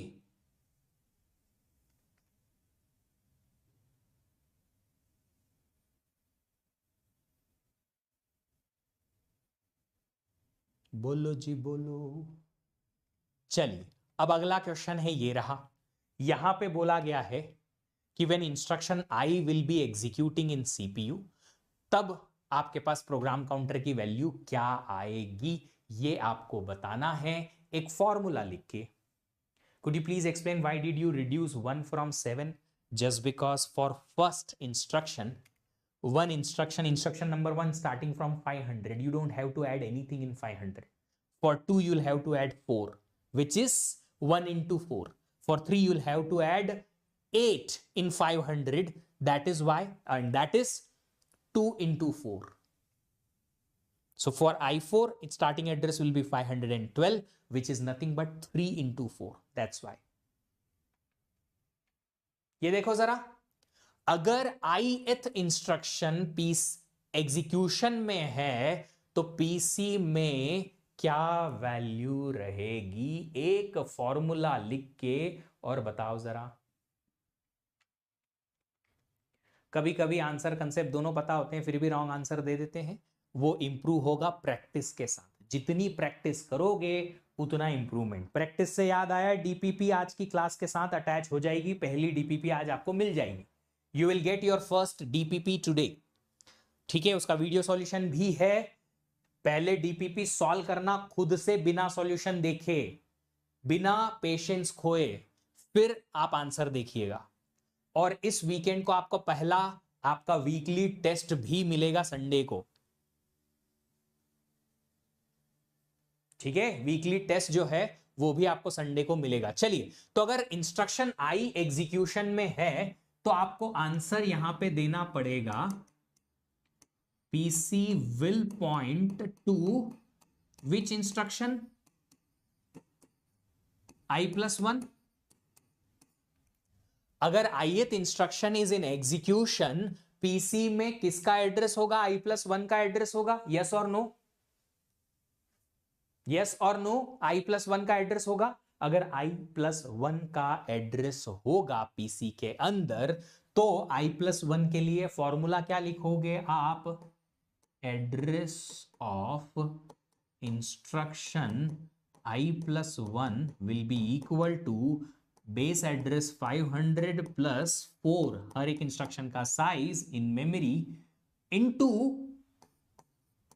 i+1 -1। हम -1 कर रहे थे, देखो i7 के लिए हमने 6 लिखा था, तो +1 -1 कैंसिल हो जाएगा, ये आंसर आएगा 500 प्लस 4 इंटू आई या i4। ये रहेगा आपका फॉर्मूला इस क्वेश्चन का आंसर।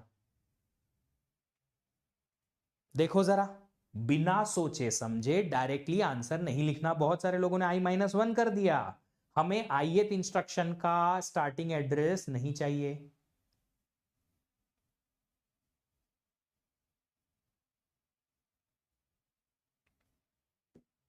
ठीक है। चलिए आगे बढ़ते हैं, नेक्स्ट देखते हैं address of variable size instructions. हमने ऑलरेडी ये आई गेस कवर कर लिया है। यहां पे अगर वेरिएबल साइज के इंस्ट्रक्शंस होते हैं तो हम एड्रेस कैसे इनका देखेंगे, ठीक है। अब बात करते हैं, एक छोटा सा कंसेप्ट है जो बीच में छूट गया था, आर्किटेक्चर का type based on type of input. हमने आपको एक चीज बताई थी कि एएलयू जो है 2 इनपुट लेता है ना।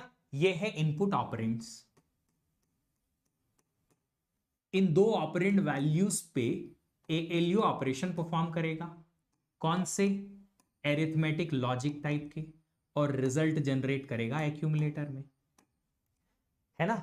अब देखो, जब भी आप, सर कल क्लास रखिए, फ्री हैं तभी केवल, I guess there is one small discussion session.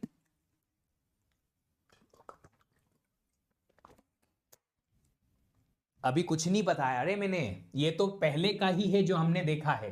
अच्छा एक बात बताइए, हमने कहा एएलयू जो है 2 इनपुट ऑपरेंड लेता है, उस पर ऑपरेशन परफॉर्म करता है, रिजल्ट जनरेट करता है, ये हम पहले भी देख चुके हैं, है ना। एक चीज जो मैं यहां बोलना चाहता हूं वो ये है कि क्या एएलयू में जो 2 इनपुट जाएंगे इन पे कोई मैक्सिमम साइज का एक लिमिट तो होती होगी कि मेरा वाला एएलयू की कैपेबिलिटी या कैपेसिटी या क्षमता इतनी है कि एक बार में 16 बिट की 2 इनपुट को ही ये प्रोसेस कर सकता है।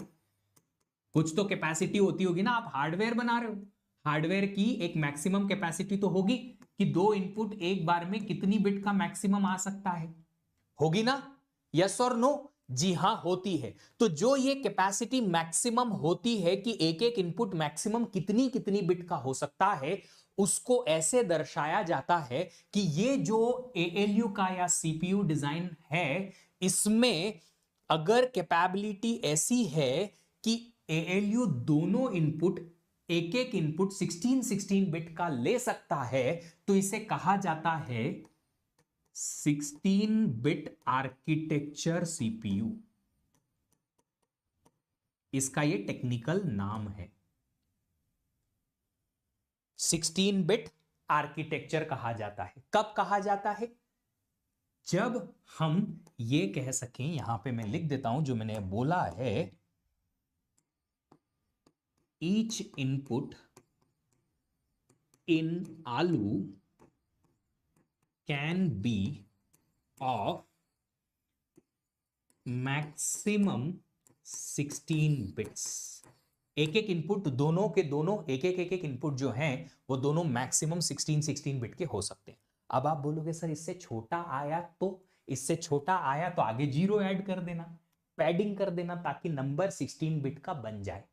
अब आप बोलोगे सर इससे बड़ा आया तो फिर दो टुकड़ों में करना पड़ेगा, 16 बिट का अलग, बची हुई का अलग, टुकड़ों में करना पड़ेगा, बट हो जाएगा। ठीक है, इज दैट ओके? चलिए, अगर मैंने कहा कोई एक 32 बिट आर्किटेक्चर है, what does it mean then?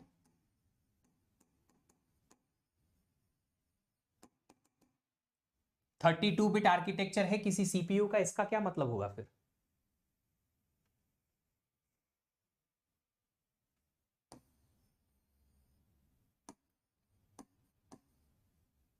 ALU में जो दो इनपुट ऑपरेंड आएंगे, दोनों मैक्सिमम कितने कितने बिट के हो सकते हैं?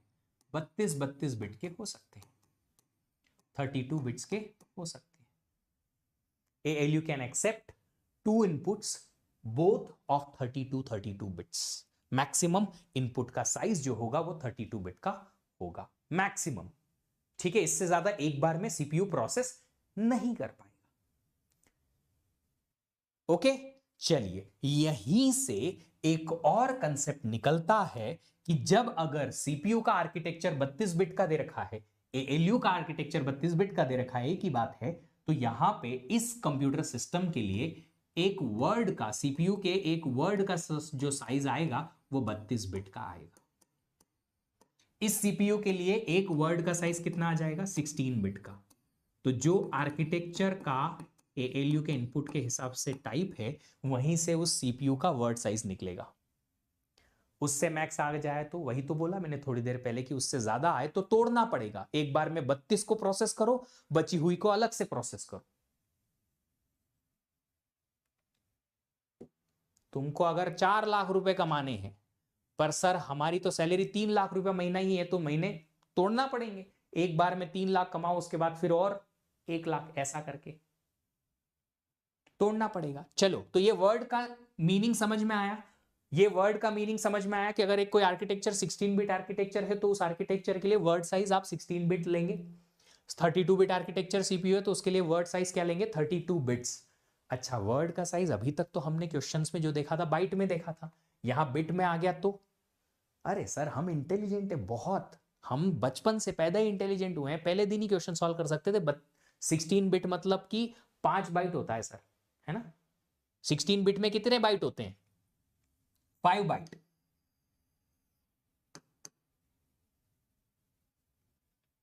One word in CPU, yes, one word in CPU. 16 bit मतलब कितनी बाइट? 2 बाइट्स। और 32 बिट का वर्ड है, इसका मतलब क्या होगा? 16 बाइट, 8 बाइट, क्या लिखूं?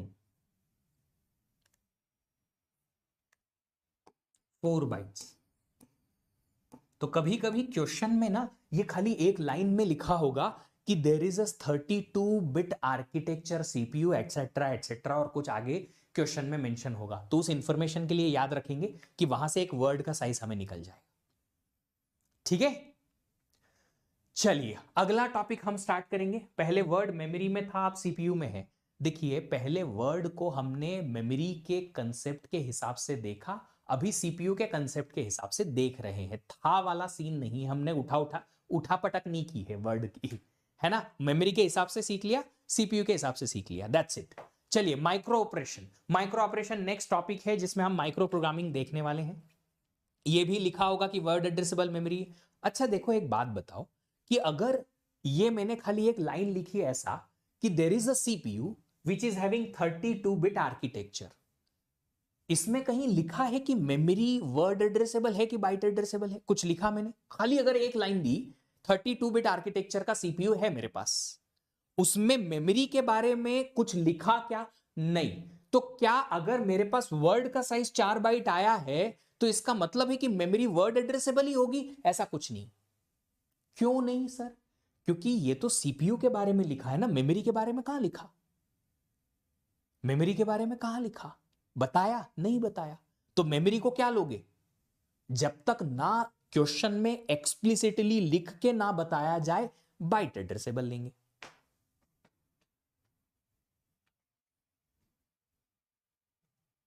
जब तक क्वेश्चन में मेमोरी के बारे में ना लिखा जाए कि मेमोरी वर्ड एड्रेसेबल है, उसको बाइट एड्रेसेबल ही लेंगे। अगर सीपीयू का वर्ड है 4 बाइट का, कोई बात नहीं, सीपीयू का है ना वर्ड, तो मेमोरी का थोड़ी है। दोनों अलग अलग है। तुम्हारा पैसा तुम्हारा, मेरा पैसा मेरा, मेरा पैसा तुम्हारा थोड़ी बनेगा, दूंगा ही नहीं मैं।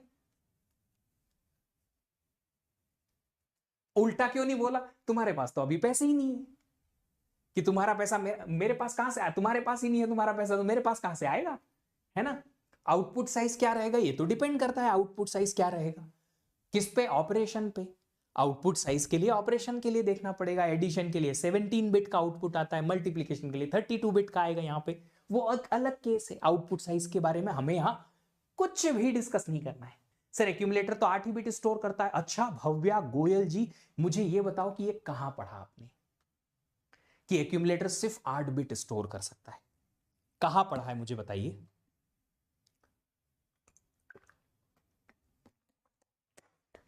देखिए जी, मैंने कहा था कि हम यहां पे कोई एक माइक्रो प्रोसेसर नहीं पढ़ रहे, हम पढ़ रहे हैं ओवरऑल सीपीयू के डिजाइन को।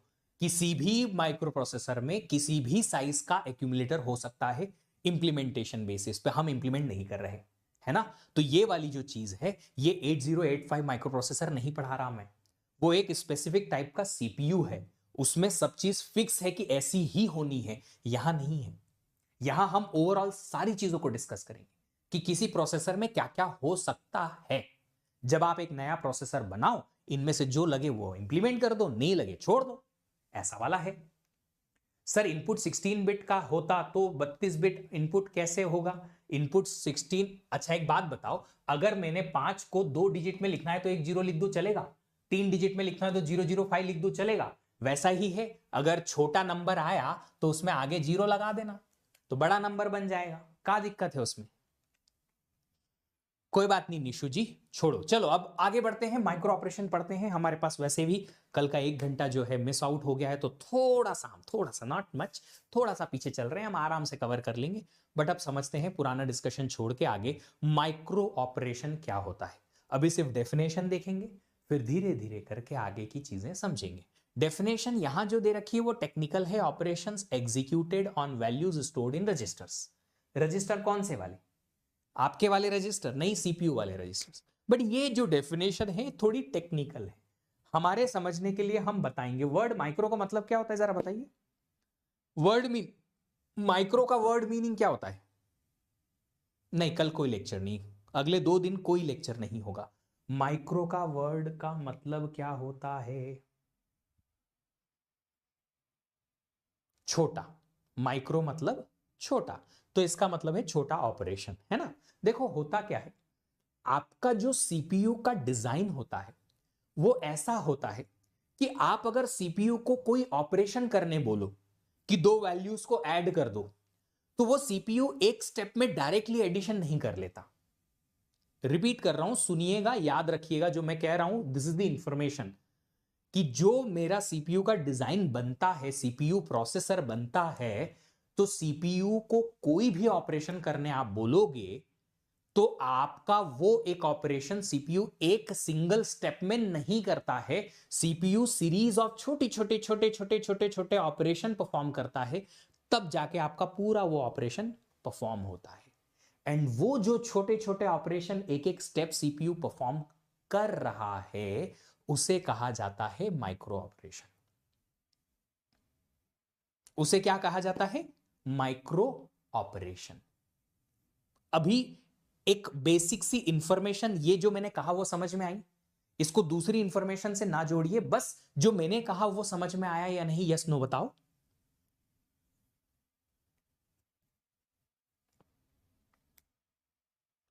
सीपीयू जब कोई भी ऑपरेशन परफॉर्म करे, उस ऑपरेशन को एक बार में सीपीयू नहीं परफॉर्म कर सकता, एक सिंगल स्टेप में नहीं कर सकता।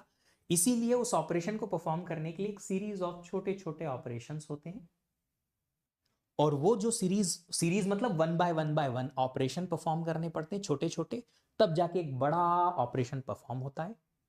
कोई भी ऑपरेशन सीपीयू के अंदर परफॉर्म होता है, वो जो छोटे छोटे step by step operation perform किए हैं सीपीयू ने, एक ऑपरेशन को एक माइक्रो ऑपरेशन कहते हैं।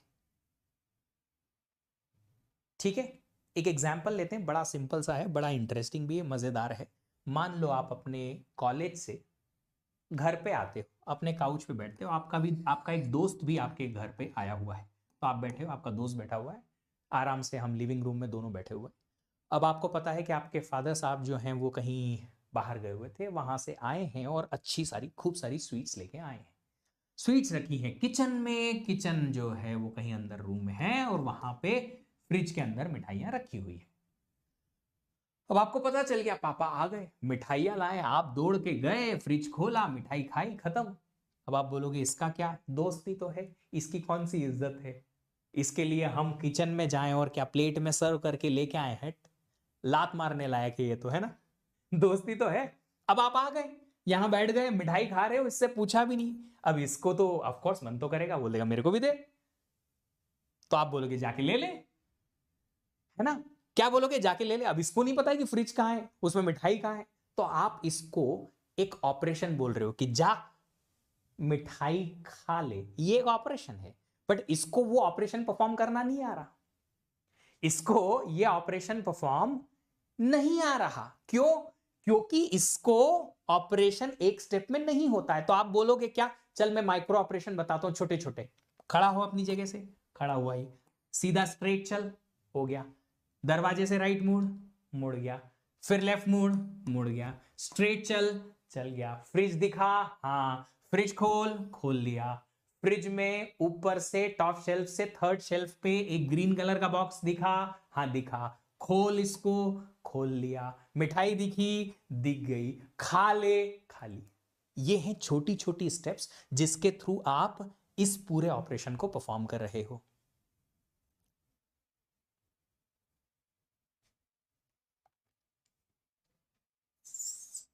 So what exactly I am saying here, कि सीपीयू का जो ऑपरेशन होता है वो ऐसा ही डिजाइंड है कि कोई भी ऑपरेशन आप सीपीयू में परफॉर्म करना चाहो, प्रोग्राम में एक सिंगल इंस्ट्रक्शन का एग्जीक्यूशन भी चाहो, प्रोग्राम में सिर्फ एक ही इंस्ट्रक्शन, इतना बड़ा प्रोग्राम है, उस प्रोग्राम में एक इंस्ट्रक्शन का भी एग्जीक्यूशन चाहो, तो एक इंस्ट्रक्शन का एग्जीक्यूशन भी एक स्टेप में नहीं होता, मल्टीपल छोटी छोटी स्टेप्स लगती हैं। हर एक स्टेप को हम एक माइक्रो ऑपरेशन कहते हैं।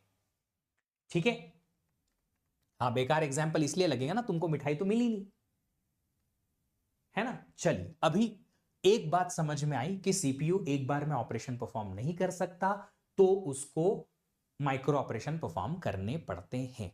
बट एक बात बताओ, जब आप अपने काउच पे बैठे हो, आप अपने दोस्त को बता रहे हो कि तुम इधर से उधर जा सकते हो, ठीक है, चले गया, आपका भाई है जो किसी दूसरे कमरे में है घर के अंदर, वो बाहर जाके किसी और दूसरी चीज को परफॉर्म कर सकता है। जी हां, आपका काउच है यहां, आपका फ्रेंड यहां से यहां गया, उसने फ्रिज यूज किया, ठीक है, आपका ब्रदर किसी दूसरे रूम में है, जब आपका दोस्त यहां से यहां जा रहा था, मिठाई खा रहा था, उसी टाइम पर क्या आपका भाई पैरेलली कुछ और काम कर सकता है? अगर उसको इस रास्ते पे नहीं आना है, ना उसको फ्रिज खोलना है, तो क्या पैरेलली काम हो सकता है? जी हां।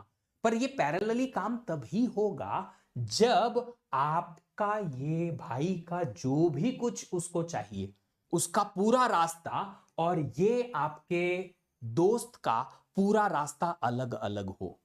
इनको दोनों को कोई भी कॉमन चीज यूज नहीं करना है, तो ये आपका ब्रदर कुछ और पैरेलली काम कर सकता है, आपका दोस्त ये काम कर सकता है। इसका मतलब है कि जरूरी नहीं सीपीयू हमेशा एक एक स्टेप में एक ही माइक्रो ऑपरेशन परफॉर्म करे। सीपीयू एक से ज्यादा माइक्रो ऑपरेशन भी परफॉर्म कर सकता है पैरेलली, अगर दोनों माइक्रो ऑपरेशन को जो भी सीपीयू के कंपोनेंट चाहिए दोनों अलग अलग हैं, कॉमन एक भी नहीं है। तो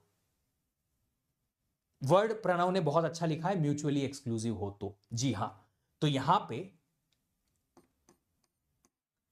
पॉइंट लिख देता हूं, in single step if needed CPU, नहीं ऐसा लिखना चाहिए, multiple micro operations can be performed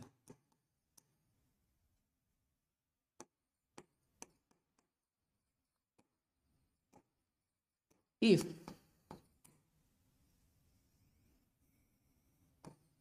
all of those are mutually exclusive. अब एक्सक्लूसिव का मतलब है एक दूसरे से एक्सक्लूसिव रहने चाहिए, मतलब कोई भी कॉमन कंपोनेंट यूज ना करें, not using any common component. इसको ना हम जब कंट्रोल यूनिट पढ़ेंगे तो और डिटेल में समझेंगे, ठीक है।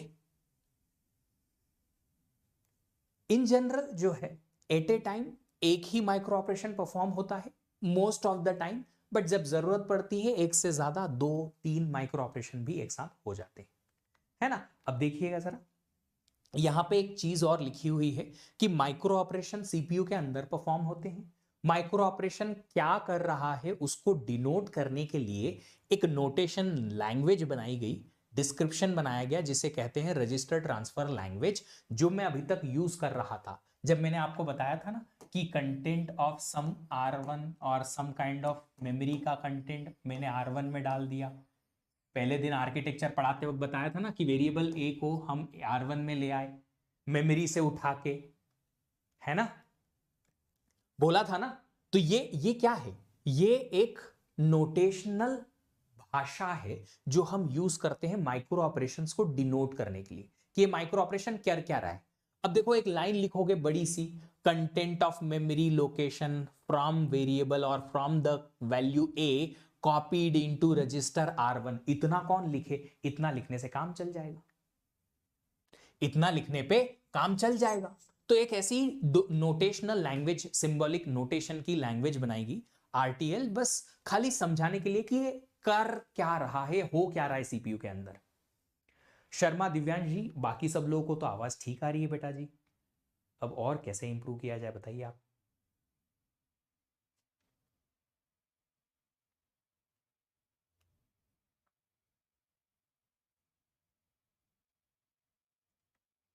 देखिए जरा, है ना। चलिए, अभी कुछ ऐसी चीजें हैं जो आपको समझनी है। माइक्रो ऑपरेशंस में अगर हम रजिस्टर टू रजिस्टर कोई डेटा ट्रांसफर करते हैं तो उसे कैसे डिनोट करते हैं, समथिंग लाइक, सर कुछ एग्जाम्पल देना RTL का।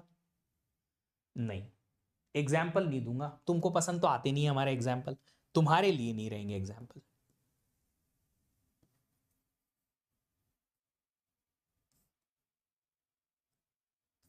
चलिए, रजिस्टर ट्रांसफर, रजिस्टर ट्रांसफर मतलब रजिस्टर टू रजिस्टर। अगर मैं कहता हूं कि आप एक काम करो, content of register R1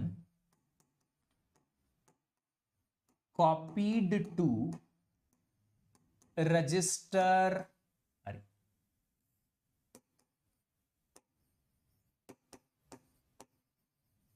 R5, इसको डिनोट करना है तो कैसे लिखोगे। R1 का कंटेंट मुझे R5 में कॉपी करना है, तो हम लिखेंगे R1 से कॉपी करो और किसमें एरो जिधर आएगी उधर कॉपी हो जाएगा, R5 में कॉपी हो जाएगा, है ना। दे दिया एग्जाम्पल, देख लो भाई, देखो जरा, दीज आर माइक्रो ऑपरेशंस। जी हाँ, एक छोटा सा माइक्रो ऑपरेशन परफॉर्म किया जिसको आपने डिनोट कराया आरटीएल के थ्रू कि कैसे ये देंगे।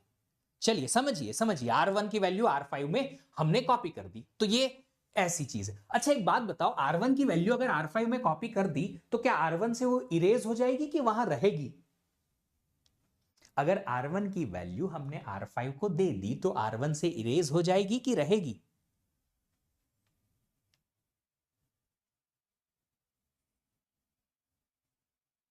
अरे रहेगी, R5 में क्यों नहीं रहेगी? इरेज नहीं होगी, वहीं रहेगी। यहां पे इरेज का कंसेप्ट नहीं है कि R1 से R5 में कॉपी कर दिया तो R1 से गायब हो गई। R1 में जो थी वो तो रहेगी, R5 में भी वही की वही कॉपी हो जाएगी, वही की वही वैल्यू जो है कॉपी हो जाएगी, इरेज नहीं हो जाएगी बेटा, वहीं रहेगी। It will not be erased, वहीं रहेगी। अभी थोड़ी देर पहले एग्जाम्पल, थोड़ी देर बाद एग्जाम्पल दूंगा। R5 में भी वही कॉपी हो जाएगी, वही वैल्यू, और R1 में भी वही वैल्यू हो जाएगी। ठीक है, चलिए दूसरी चीज है कॉमा। अगर आपने कोई माइक्रो ऑपरेशंस कॉमा सेपरेटेड लिख दिए, इसका मतलब है वो पैरेलल में परफॉर्म हो सकते हैं।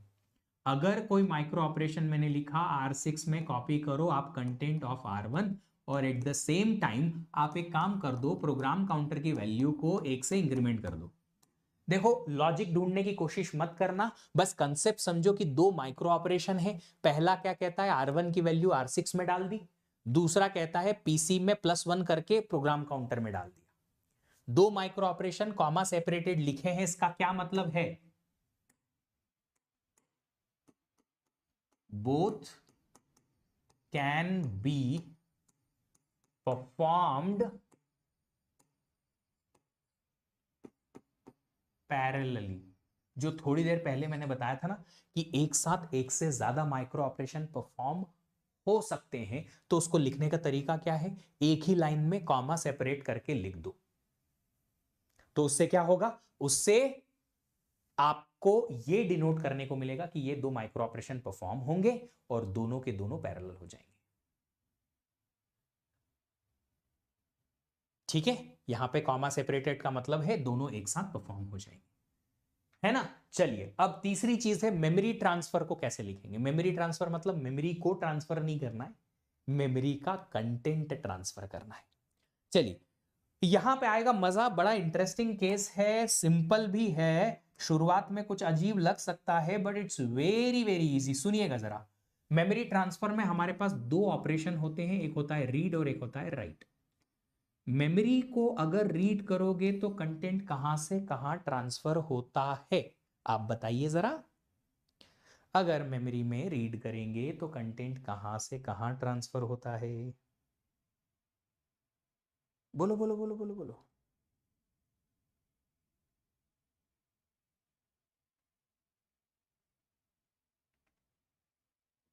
मेमोरी से सीपीयू में जाता है। ठीक है, तो कंटेंट हम यहां लिखेंगे कि सर कंटेंट जो जाएगा वो जाएगा मेमोरी से सीपीयू के अंदर, कुछ ऐसा लिख दो चलेगा।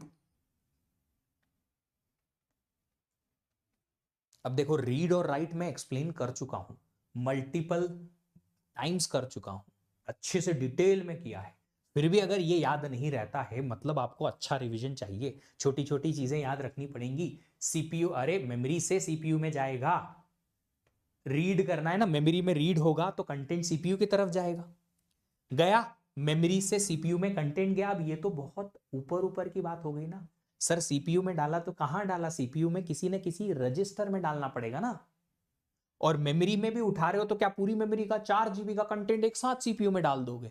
एक किसी एड्रेस का कंटेंट जाएगा, बस किसी एक एड्रेस का ही कंटेंट मेमोरी से उठ के सीपीयू में जाएगा। हाँ, तो आपको इसको अगर थोड़ा स्पेसिफिक लिखना है तो आप इधर तो लिख दोगे किसी रजिस्टर का नाम, लेट्स से आपने लिख दिया R1 R2 R3 या DR, जो भी लिखना है लिख दो, कोई रजिस्टर का नाम लिख दो, डेटा रजिस्टर का नाम लिख दो, कुछ भी लिख दो।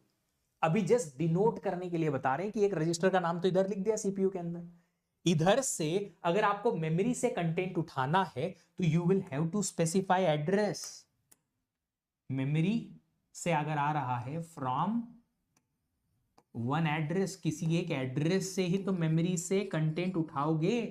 हाँ, पर कौन से एड्रेस से लिखना पड़ेगा तुमको यहां स्पेसिफिकली कि कौन से एड्रेस से उठा रहे हो। ठीक है, तो अगर आप वो एड्रेस लिखना चाहते हो तो कैसे लिखोगे, इसको लिखने का तरीका है, ये तरीका है, देखो मैं कुछ नहीं बता रहा हूं, ये लिखने का तरीका है। आप यहां लिखेंगे कैपिटल M विच डिनोट्स मेमोरी, और इस ब्रैकेट के अंदर, स्क्वायर ब्रैकेट के अंदर लिखोगे एड्रेस। ऐसे लिखना पड़ता है। अगर आपने लिखा है ऐसा M और ब्रैकेट के अंदर एड्रेस, इसका मतलब है कि आप मेमोरी से कुछ कंटेंट रीड करना चाहते हो। और कौन सी जगह से, ये जो यहां ब्रैकेट के अंदर लिखा है वो है एड्रेस।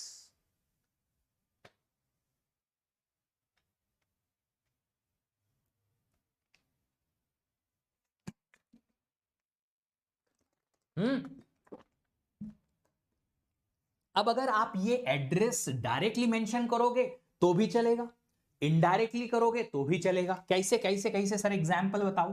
देखो मैंने लिखा R1 equals to M of 500। क्या मतलब है इसका, सर मेमोरी में एड्रेस 500 पे कोई डेटा रखा है, वो डेटा आप रीड करो और R1 में डाल दो। यह है address 500, 500 you will take as address. ये एड्रेस है, इस एड्रेस पे मेमोरी पे जाओ, तो आप मेमोरी में जाओगे, यहां है, ये रही मेमोरी। इस मेमोरी में 500 एड्रेस है, लेट्स से इस पे रखा है एक वैल्यू 12, तो ये वैल्यू 12 आप उठाओगे और किधर डाल दोगे, R1 में डाल।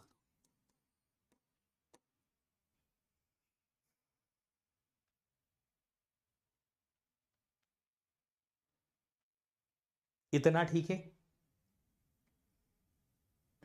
डेटा प्रोटेक्शन वायलेशन हो जाएगा ना बेटा, ये प्रोग्रामिंग नहीं है ना, we are not doing programming, we are just doing micro programming. ये हम एड्रेस थोड़ी लिख रहे हैं, हम प्रोग्राम में थोड़ी लिख रहे हैं ना ऐसा कि हमें ये एड्रेस नहीं मिलेगा एक्सेट्रा। कहीं ना कहीं प्रोग्राम हम अलग लिखते हैं, ये अलग चीज है, ये सीपीयू लेवल पे होता है। कुछ नहीं चार्विन, नहीं समझना हमें, कुछ नहीं समझना। अभी देखो इतना समझ में आया। अगर ये समझ में आया है तो आप इस एड्रेस को डायरेक्टली ना देते हुए इनडायरेक्टली भी दे सकते हो। कैसे, देखो इसी चीज को लिखने का एक और तरीका ऐसा भी होता है कि आप एक काम करो, एक रजिस्टर ले लो, इस रजिस्टर में R3 एक रजिस्टर है मान लो, इस रजिस्टर में आपने वैल्यू 500 डाल दी। अगर आप वैल्यू डालना चाहते हो तो इसके आगे हैश लगाना पड़ता है, ये नोटेशन होता है। R3 एक रजिस्टर ले लिया जिसमें आपने एड्रेस कॉपी करा दिया 500, और अब यही वाला स्टेटमेंट आप ऐसे लिख दो कि आप मेमोरी को एक्सेस तो करो, पर एड्रेस आपको डायरेक्टली नहीं मिलेगा, रजिस्टर R3 में मिलेगा। रजिस्टर R3 की जो भी वैल्यू है वो वैल्यू आप उठाओ, वो एक एड्रेस बनेगा, उस एड्रेस को आप मेमोरी पे एक्सेस करो। Own CPU program, yes you can, you'll have to design an architecture. If you make a new architecture you can write, you can design. ये स्टेटमेंट का मीनिंग समझ में आया। इस स्टेटमेंट का मीनिंग है मेमोरी में कौन सा एड्रेस एक्सेस करना है, जो R3 में लिखा हुआ है। R3 में हम गए, उसकी वैल्यू थी 500, तो 500 एड्रेस पे मेमोरी को एक्सेस करो, उसमें जो भी रखा हुआ है वो R1 में ले आओ। क्या ये लाइन समझ में आई मेरे भाई?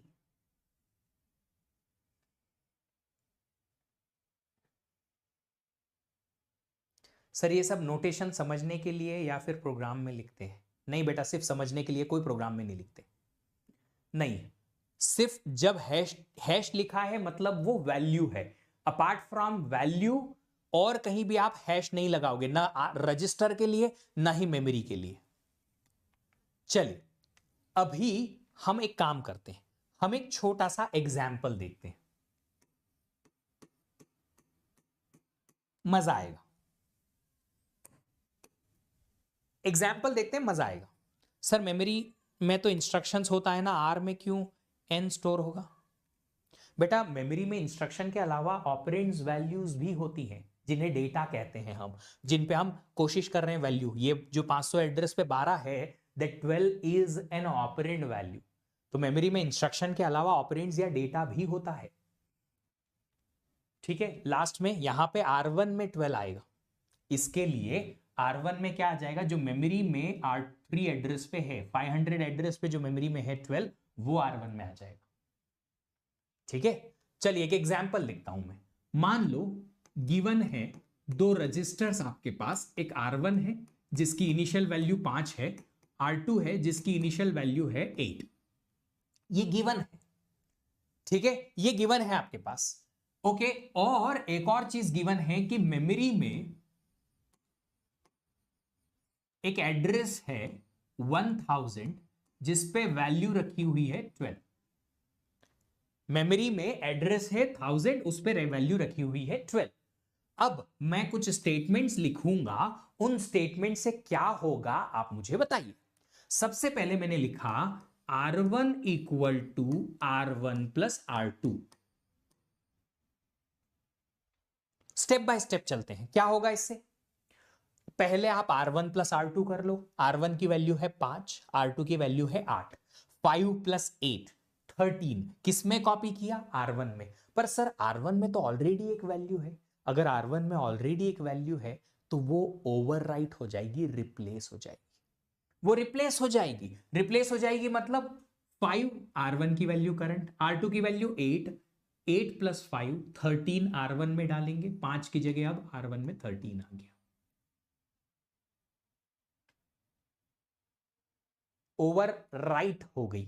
ठीक है, अभी R1 में 13 है, R2 में 8 है। अब मैंने लिखा आप एक काम करो, R2 में ले आओ m of 1000।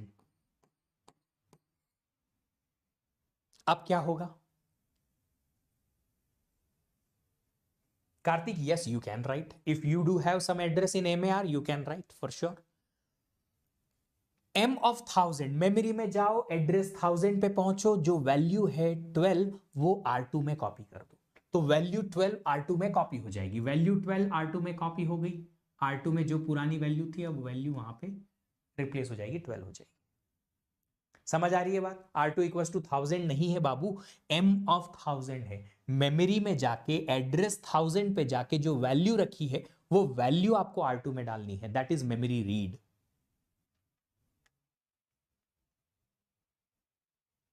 ठीक है, चलिए अब मैंने लिखा, आप एक काम कीजिए, R1 minus R2 equal to R1 कीजिए जरा, क्या आएगा R1 में बताइए। If you do that, R1 में से R2 को माइनस करो, R1 13, R2 12, 13 माइनस 12 1, किस में कॉपी किया, R1 में। R1 की अब नई वैल्यू क्या आ गई, 1।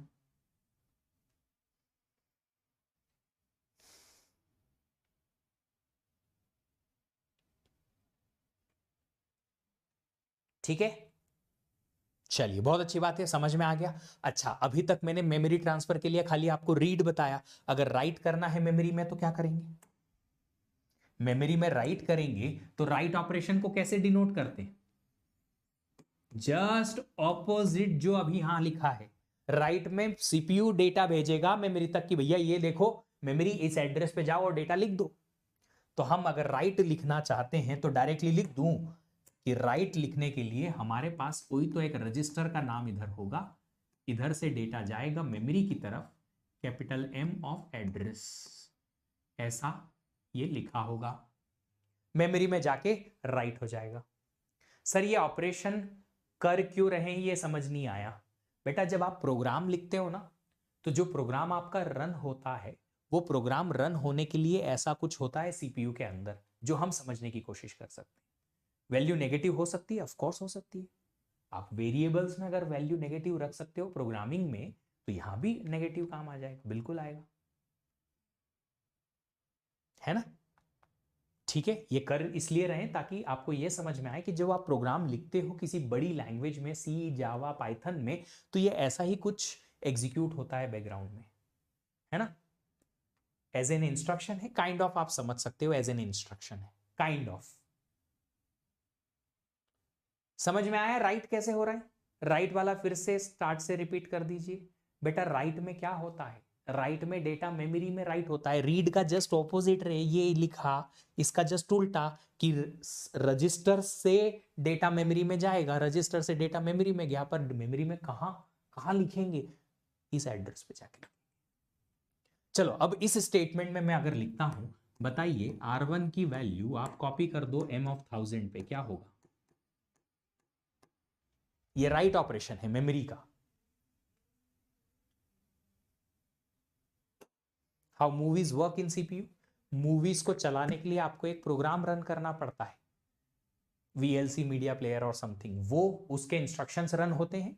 मूवी का जो फाइल होता है वो एक फाइल रीड होती है उस इंस्ट्रक्शंस के थ्रू एज अ डेटा, और वो IO डिवाइस पर भेजी जाती है डिस्प्ले होने के लिए। R1 की वैल्यू क्या है? 1 है। कहां जाएगा? मेमोरी में। कौन से एड्रेस पे? 1000 पे। तो मेमोरी में 1000 एड्रेस पे जाओ, ये रहा, इस पे जो भी वैल्यू है उसको हटा के अब आप लिख दो 1। देखो जरा,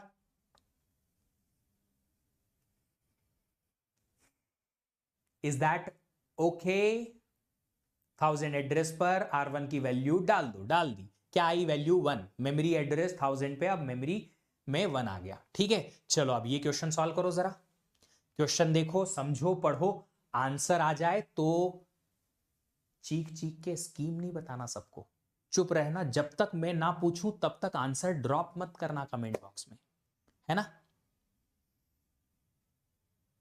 फील आ रहा है? अरे और मजा आएगा, अभी तो रुको, अभी तो शुरुआत है, मैंने कहा ना मजा आएगा। आर्किटेक्चर पढ़ने में अगर आप लोगों ने वो फील ले लिया तो ऑर्गेनाइजेशन में तो आप फिर बल्ले बल्ले करोगे।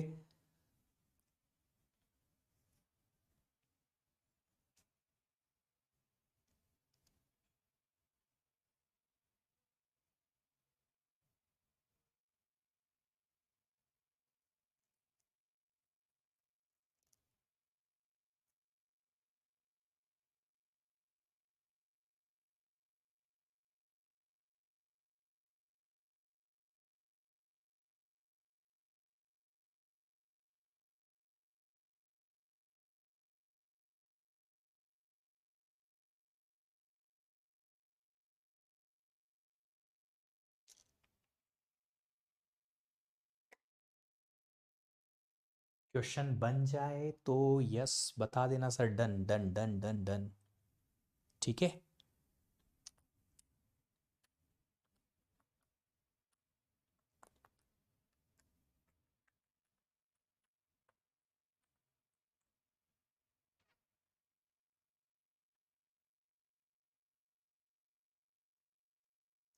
क्वेश्चन पूरा पढ़िएगा, ओके, पहले अच्छे से पढ़ लीजिएगा।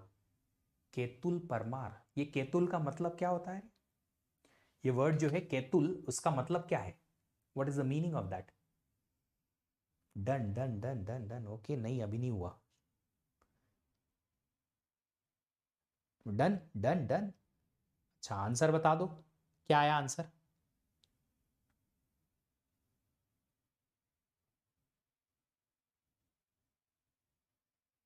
क्वेश्चन जो पूछा है उतना ही आंसर देना है, हाँ? चलिए गोल्ड, ओके, चलो क्या लिखा है? The following program segment here R1 and R2 are general purpose registers. तो दो रजिस्टर्स हमें दे रखे हैं, एक R1 है एक R2 है। Assume that content of memory location 2000 is 37। Question में मेंशन है कि मेमोरी के अंदर एक लोकेशन है 37 वैल्यू जिस पे रखी है, कौन सा एड्रेस पे? 2000 पे। आगे all numbers are in decimal, ठीक है। After execution of this program value of memory location 2000 is what? अब देखो ये चीजें ना आपको नहीं समझनी, इनको मत समझो, इनको समझो, क्योंकि ये हमने सीखा है और समझ में भी हमें आया है। तो हमेशा जब क्वेश्चन होगा तो ये कुछ इंस्ट्रक्शन फॉर्मेट में दे रखा होगा which is in assembly language, जो कि माइक्रो प्रोसेसर की लैंग्वेज होती है। हमें नहीं समझनी, हमें ये समझ में आता है, इतना काफी, ठीक है। जो समझ में आ रहा है ये बड़ा सिंपल सा है। R1 में वैल्यू 12 कॉपी करो, कर दिया। फिर R2 में मेमोरी लोकेशन 2000 की वैल्यू कॉपी कर दो, मेमोरी पे जाओ, एड्रेस 2000 पे जाओ, 37 वैल्यू है वो R2 में कॉपी कर दो, R2 में आ जाएगा 37। फिर R2 माइनस R1, 37 माइनस 12 किस में कॉपी करो, R2 में 25। फिर जो वैल्यू R2 में आई 25 उसको मेमोरी पे 2000 लोकेशन पे डाल दो, 25 को 2000 लोकेशन पे डाल दिया। क्वेश्चन में क्या पूछा है, पूरा प्रोग्राम एग्जीक्यूट होने के बाद वैल्यू ऑफ मेमोरी लोकेशन 2000 क्या होगी, 25।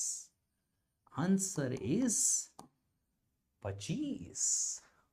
गोल्ड और प्रीशियस, अच्छी बात है, दैट्स गुड, नाइस। चलिए, तो ये बड़ा सिंपल सा समझ में आया। ये एक्चुअली क्या है ना, जब इस टाइप के क्वेश्चन आए हैं गेट में, तो ये इनके साथ में उनका ऑपरेशन दे रखा है, हमें ये ऑपरेशन समझ में आते हैं, काम हमारा हो जाएगा इसमें, ठीक है। कुछ सेकंड्स तो इंस्ट्रक्शन पर ही वेस्ट कर दी, कोई बात नहीं, ये ऑपरेशन समझ में आ जाएंगे आपसे, काम बन जाएगा। अगली बार अगला क्वेश्चन सॉल्व करते वक्त सिर्फ ये समझिएगा, इनको ध्यान मत देना, इग्नोर कर ऐसा। देखो, अगर हैश लिखा है मतलब वो वैल्यू एज इट इज आपको यूज करनी है। कहीं भी अगर हैश लिखा है R1 इक्वल्स टू हैश 12 मतलब कि वो वैल्यू है 12 जिसको आपको डायरेक्टली यूज करना है ऑपरेशन के लिए।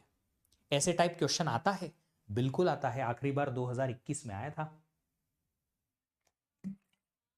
पिछले 15 सालों में एक ही बार आया है, पर आता तो है। एक बेसिक तो आइडिया हो ना हमारे पास, ज्यादा नहीं पर बेसिक। आपने क्वेश्चन समझाया, फिर खुद से हो गया, बहुत अच्छी बात है। अब ये आपसे ही बन जाएगा, मुझे कराने की जरूरत नहीं पड़ेगी।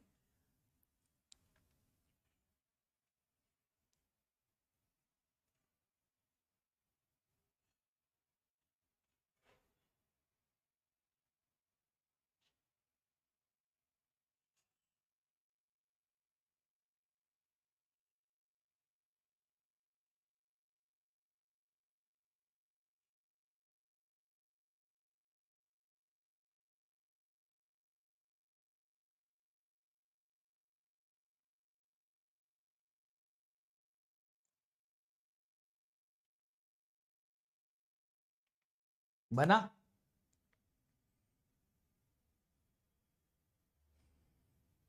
कुछ तो आया आंसर।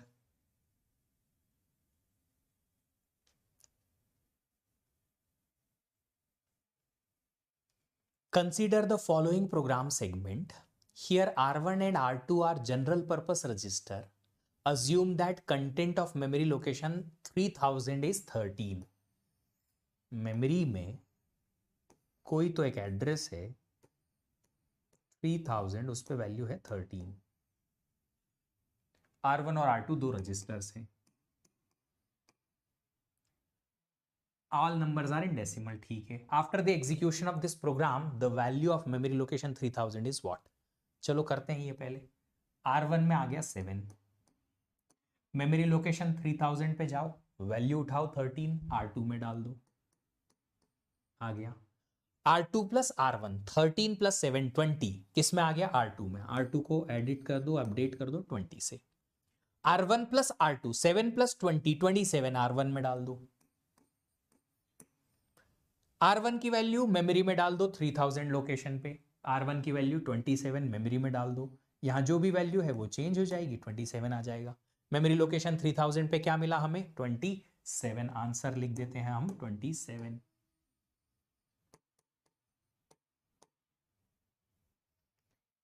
आया, इजी है ना, बन गया। चलिए, बहुत अच्छी बात है। अब अगला क्वेश्चन सॉल्व करेंगे। इस अगले क्वेश्चन में हमें एक छोटा सा कंसेप्ट सीखने को मिल रहा है। देखो, ये तो बड़ा इजी है, मेमोरी रीड का, ये भी इजी स्टेटमेंट, ये एडिशन, ये सब्ट्रैक्शन है ना। ये क्या है, ब्रांच ऑन नॉट जीरो। जब भी कभी आपको ऐसे प्रोग्राम्स में ऐसा कुछ स्टेटमेंट आए, branch on zero, branch on not zero, branch on this, branch on not this, तो इसके लिए आपको जो भी स्टेटमेंट में ऐसा लिखा है उसके एक स्टेटमेंट पहला, इसके जस्ट पहले वाला ये स्टेटमेंट, इसका रिजल्ट देखना है और उस रिजल्ट के बेसिस पे कंडीशन चेक करनी है। रिपीट कर रहा हूं, सुनिएगा, क्वेश्चन बाद में देख लेना, पूरा ध्यान सिर्फ और सिर्फ मेरी बातों पे और जो मैं दिखा रहा हूं उस पे। कि जब भी कभी ऐसी कोई कंडीशन आती है, branch on this, not on this etcetera, तो आप क्या करेंगे, ठीक से समझेंगे कि जब भी कभी ऐसी कंडीशन चेक करनी है तो हमें कंडीशन किसके बेसिस पे चेक करनी है, कंडीशन चेक करनी है जो स्टेटमेंट में ये कंडीशन लिखी है उसके जस्ट पहले वाले स्टेटमेंट का रिजल्ट पे। उसका पहले वाला रिजल्ट, इसके पहले जस्ट पहले का रिजल्ट ये, अगर ये जीरो है, नॉन जीरो है, क्या ऑपरेशन का रिजल्ट क्या आ रहा है यहां पे, ऑपरेशन का जो रिजल्ट आएगा उसके बेसिस पे ये कंडीशन हम मानेंगे ट्रू है कि फॉल्स है। इतना स्टेटमेंट आपको समझ में आई, क्या कहा मैंने बात? Did you understand what I said? क्या आपको मैंने बात जो समझाई वो समझ में आई? क्या कहा कि जब कंडीशन होगी तब कंडीशन के लिए क्या चेक करना है, इसके जस्ट पहले वाले का स्टेटमेंट का रिजल्ट। अगर वो रिजल्ट आपका जीरो है, नॉन जीरो है, उसके बेसिस पे हम कंडीशन ट्रू फॉल्स मानेंगे। यहां देखो कंडीशन क्या लिखी है, branch on not zero. Not zero मतलब अगर ये नॉट जीरो है तो ब्रांच करो, ब्रांच करो मतलब जंप कर दो। कहां पे जंप करना है, देखो यहां क्लियर कट लिखा है लूप पे। कहां है ये लूप? यहां। इसका क्या मतलब है कि अगर ये कंडीशन ट्रू हो गई तो आप यहां से अगला स्टेटमेंट रन करने नहीं जाओगे, रादर आप कहां जाओगे, आप यहां पे जंप करके वापस से ये वाले स्टेटमेंट रन करने जाओगे। Is that fine? Is that fine? Yes और नो? तो आप जब कभी कंडीशन चेक करने जाओगे माइक्रो ऑपरेशंस में, तो कंडीशन चेक कहां करोगे? कंडीशन चेक करने के लिए आपको जस्ट, ज्यादा आगे आ गया, बहुत आ गया, यहां पे जस्ट एक पहले वाले स्टेटमेंट का आपको रिजल्ट देखना है। ठीक है? जो मैंने बोला आप अपने से एक बार अपनी भाषा में लिख लीजिएगा आराम से। कंडीशन चेक करने के लिए कंडीशन को प्रीवियस स्टेटमेंट के रिजल्ट पे चेक करना है ना? चलिए, तो अब यहां पे एक एक स्टेटमेंट समझते हैं। क्या लिखा है सबसे पहले, यहां प्रोग्राम पढ़ते हैं। R1 R2 दो रजिस्टर्स हैं, कंटेंट मेमोरी लोकेशन 1000 पे 5 है। ये रहा हमारे पास मेमोरी, 1000 एड्रेस पर वैल्यू है 5। दो रजिस्टर्स हैं R1 और R2, दोनों में कोई वैल्यू नहीं दे रखी है, नहीं। आगे प्रोग्राम रन करते हैं, प्रोग्राम रन करते हैं। R1 की वैल्यू है मेमोरी लोकेशन 1000 की वैल्यू, मेमोरी लोकेशन 1000 में क्या है 5, तो R1 में आ जाएगा 5। दूसरा है R2 में वैल्यू 8, R2 में आ गया 8। तीसरा स्टेटमेंट है R2 plus R1, 5 plus 8 13, R2 में कॉपी करो, 13 आ जाएगा R2 में। चौथा है R1 माइनस 1, R1 में डालो, R1 माइनस 1 क्या रिजल्ट आया 4, कहां कॉपी किया R1 में। ये इस स्टेटमेंट का रिजल्ट आया था R1 माइनस 1 करके 4। इस रिजल्ट पे ही हमें कंडीशन चेक करनी है। ब्रांच ऑन नॉट जीरो, क्या प्रीवियस इंस्ट्रक्शन का या ऑपरेशन का रिजल्ट नॉन जीरो है? यस, नॉन जीरो ही है। अगर नॉन जीरो है तो आप जंप करो, कहां जंप करो? लूप पे, जहां लिखा है वहां पे, यहां जंप कर जाओ। मतलब कि आप अगला स्टेटमेंट, ओए क्या हो गया भैया, मैं घबरा गया, कहां चल दिए तुम, वापस आओ, चलो। अगला स्टेटमेंट जो आप रन करोगे वो कौन सा वाला रन करोगे? ये वाला। वापस से ये रन करो, यहां जंप किया आपने प्रोग्राम में, यहां जंप कर दिया, मतलब वापस से ये स्टेटमेंट रन करेंगे। R2 प्लस R1, 13 प्लस 4 17 आप R1 में कॉपी कर दोगे, R2 में कॉपी कर दोगे, 17 आ गया R2 में। ठीक है, फिर वापस आपने R1 माइनस 1 किया, R1 की वैल्यू 4 3, 4 माइनस 1 3। क्या 3 नॉन जीरो है? हाँ जी नॉन जीरो है। अगर 3 नॉन जीरो है तो आप वापस से ब्रांच करोगे, जंप करोगे, वापस यहां आ गए। फिर से ये स्टेटमेंट चलाओ, R2 plus R1, 17 plus 3 20, R2 में आ गया। फिर R1 माइनस 1, R2 R1 की वैल्यू 2 2, ये आया, नॉन जीरो है, हाँ, तो ब्रांच करो, ब्रांच मतलब जंप कर जाओ, यहां वापस जंप कर गए, जंप करे R2 plus R1, 20 plus 2 22, R2 में आ गया, ये आ गया। R1 माइनस 1, R1 में 1, क्या ये अभी भी नॉन जीरो है? हाँ है, तो फिर से ऊपर जंप करो, R2 प्लस R1, 22 प्लस 1 23, कहां आ गया? R2 में आ गया। R1 माइनस 1 जीरो आ गया, ब्रांच ऑन नॉट जीरो, अब तो कंडीशन फॉल्स होगी, क्यों? क्योंकि प्रीवियस ऑपरेशन का रिजल्ट जीरो था। Non zero condition false, false आए बाहर आ गए। Value of R2 at the end of program execution, क्या लिखोगे आंसर?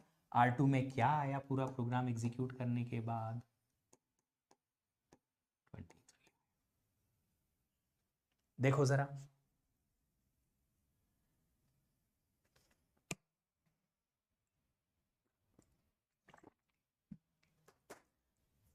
वाइल लूप जैसा है, बिल्कुल लूप जैसा है। तो जो आप वाइल लूप प्रोग्रामिंग में लिखते हो ना बच्चा, ये प्रोग्रामिंग वाला लूप ऐसा ही कुछ इंप्लीमेंट होता है माइक्रो प्रोग्राम्स में, टूट टूट के कुछ ऐसा ही बनता है, मतलब बिखर बिखर के, और फिर ऐसे एग्जीक्यूट हो जाता है सीपीयू के अंदर। तो अभी इस क्वेश्चन से हमने क्या कंसेप्ट सीखा कि अगर हमारे पास ऐसा कुछ आता है कि हमें ब्रांच करना है, तो हम क्या करेंगे? हमें ब्रांच करना है तो ब्रांच का जो भी कंडीशन है उस कंडीशन को चेक करेंगे एक प्रीवियस वाले स्टेटमेंट के रिजल्ट पे।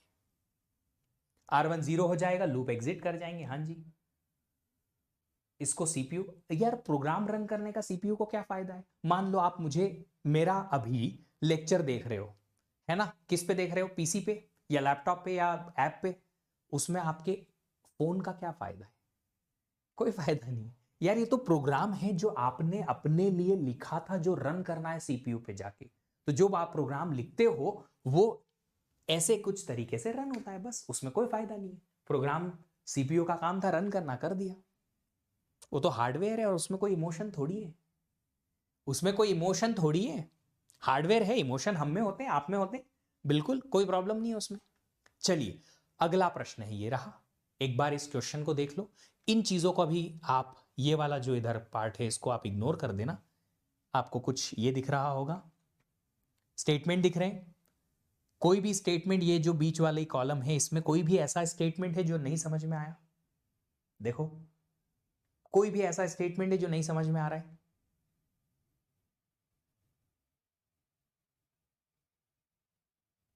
सारे स्टेटमेंट वही है। यहां पे भी देखो ब्रांच ऑन नॉट जीरो लिखा है, वो किस पे चेक करोगे? R1 के लिए चेक करोगे, है ना?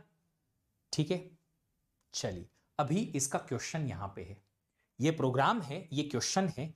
तो इस क्वेश्चन को अगर आप स्क्रीनशॉट ले लो या कुछ कर लो तो मुझे समझ में आ जाएगा।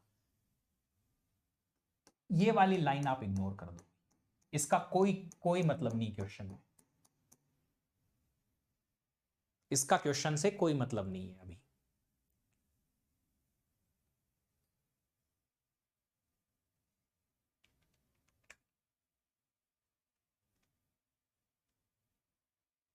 पढ़ लो क्वेश्चन आराम से। अच्छा, एक काम करते हैं, पहले यहां समझते हैं। आप ये बताइए कि इस पर्टिकुलर क्वेश्चन में आपने मेमोरी को कितनी बार रीड किया? इस क्वेश्चन में आपने मेमोरी को कितनी बार रीड किया? बस इतना बता दो, इस क्वेश्चन में मेमोरी को आपने कितनी बार रीड किया? सिर्फ एक बार रीड किया। पहली बार में रीड किया था ये, उसके बाद में जब आपने ये तीनों स्टेटमेंट बार बार चलाए, यहां तो कोई मेमोरी एक्सेस था ही नहीं, एक ही बार रीड किया था बस। कहां देखो ना, अरे प्रोग्राम देखो बाबू, ये वाला स्टेटमेंट तो एक ही बार चला था ना, यहीं पे मेमोरी का रीड है। उसके अलावा तो आपने मेमोरी को कहां रीड किया? ये तो रजिस्टर रजिस्टर रजिस्टर, मेमोरी का रीड तो है ही नहीं। एक बार मेमोरी को रीड किया।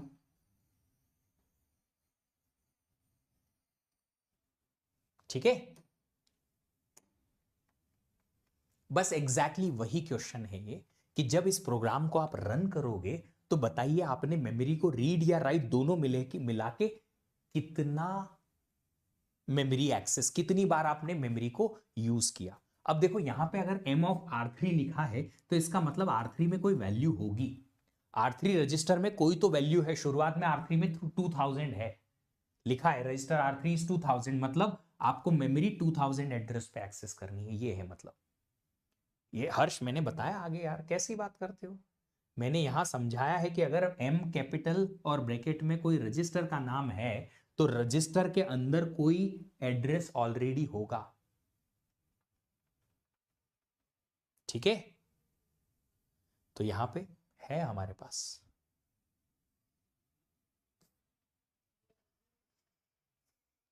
देखो जरा, आप लोग ये क्वेश्चन बाद में एक्सेस कर पाओगे? Will you be able to access these questions? कैसे करोगे? अगर आप लोग बोल रहे हो कि सर होमवर्क क्वेश्चन दे दो, तो सॉल्व कैसे करोगे? चलो करके लाओ, होमवर्क करके लाओ, कल मिल लेंगे।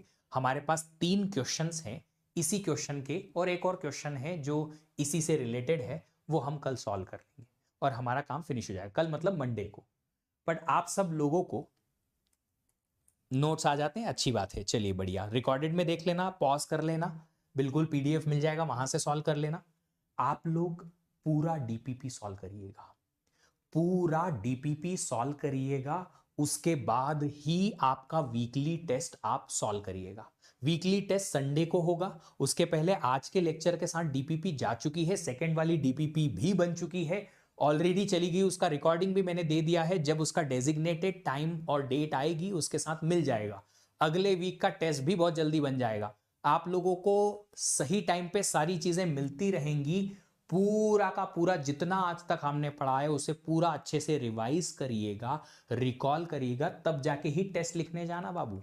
टेस्ट जो है वीकली टेस्ट आपको लिखना है, कंपलसरी है। टेस्ट कैसे बनाया है सर? टेस्ट जो है अभी शुरुआत के लिए बिगिनर लेवल पे है, तो उसमें हार्डली 1 या 2 क्वेश्चन टफ होगा, हार्डली, बाकी सारे इजी क्वेश्चन है।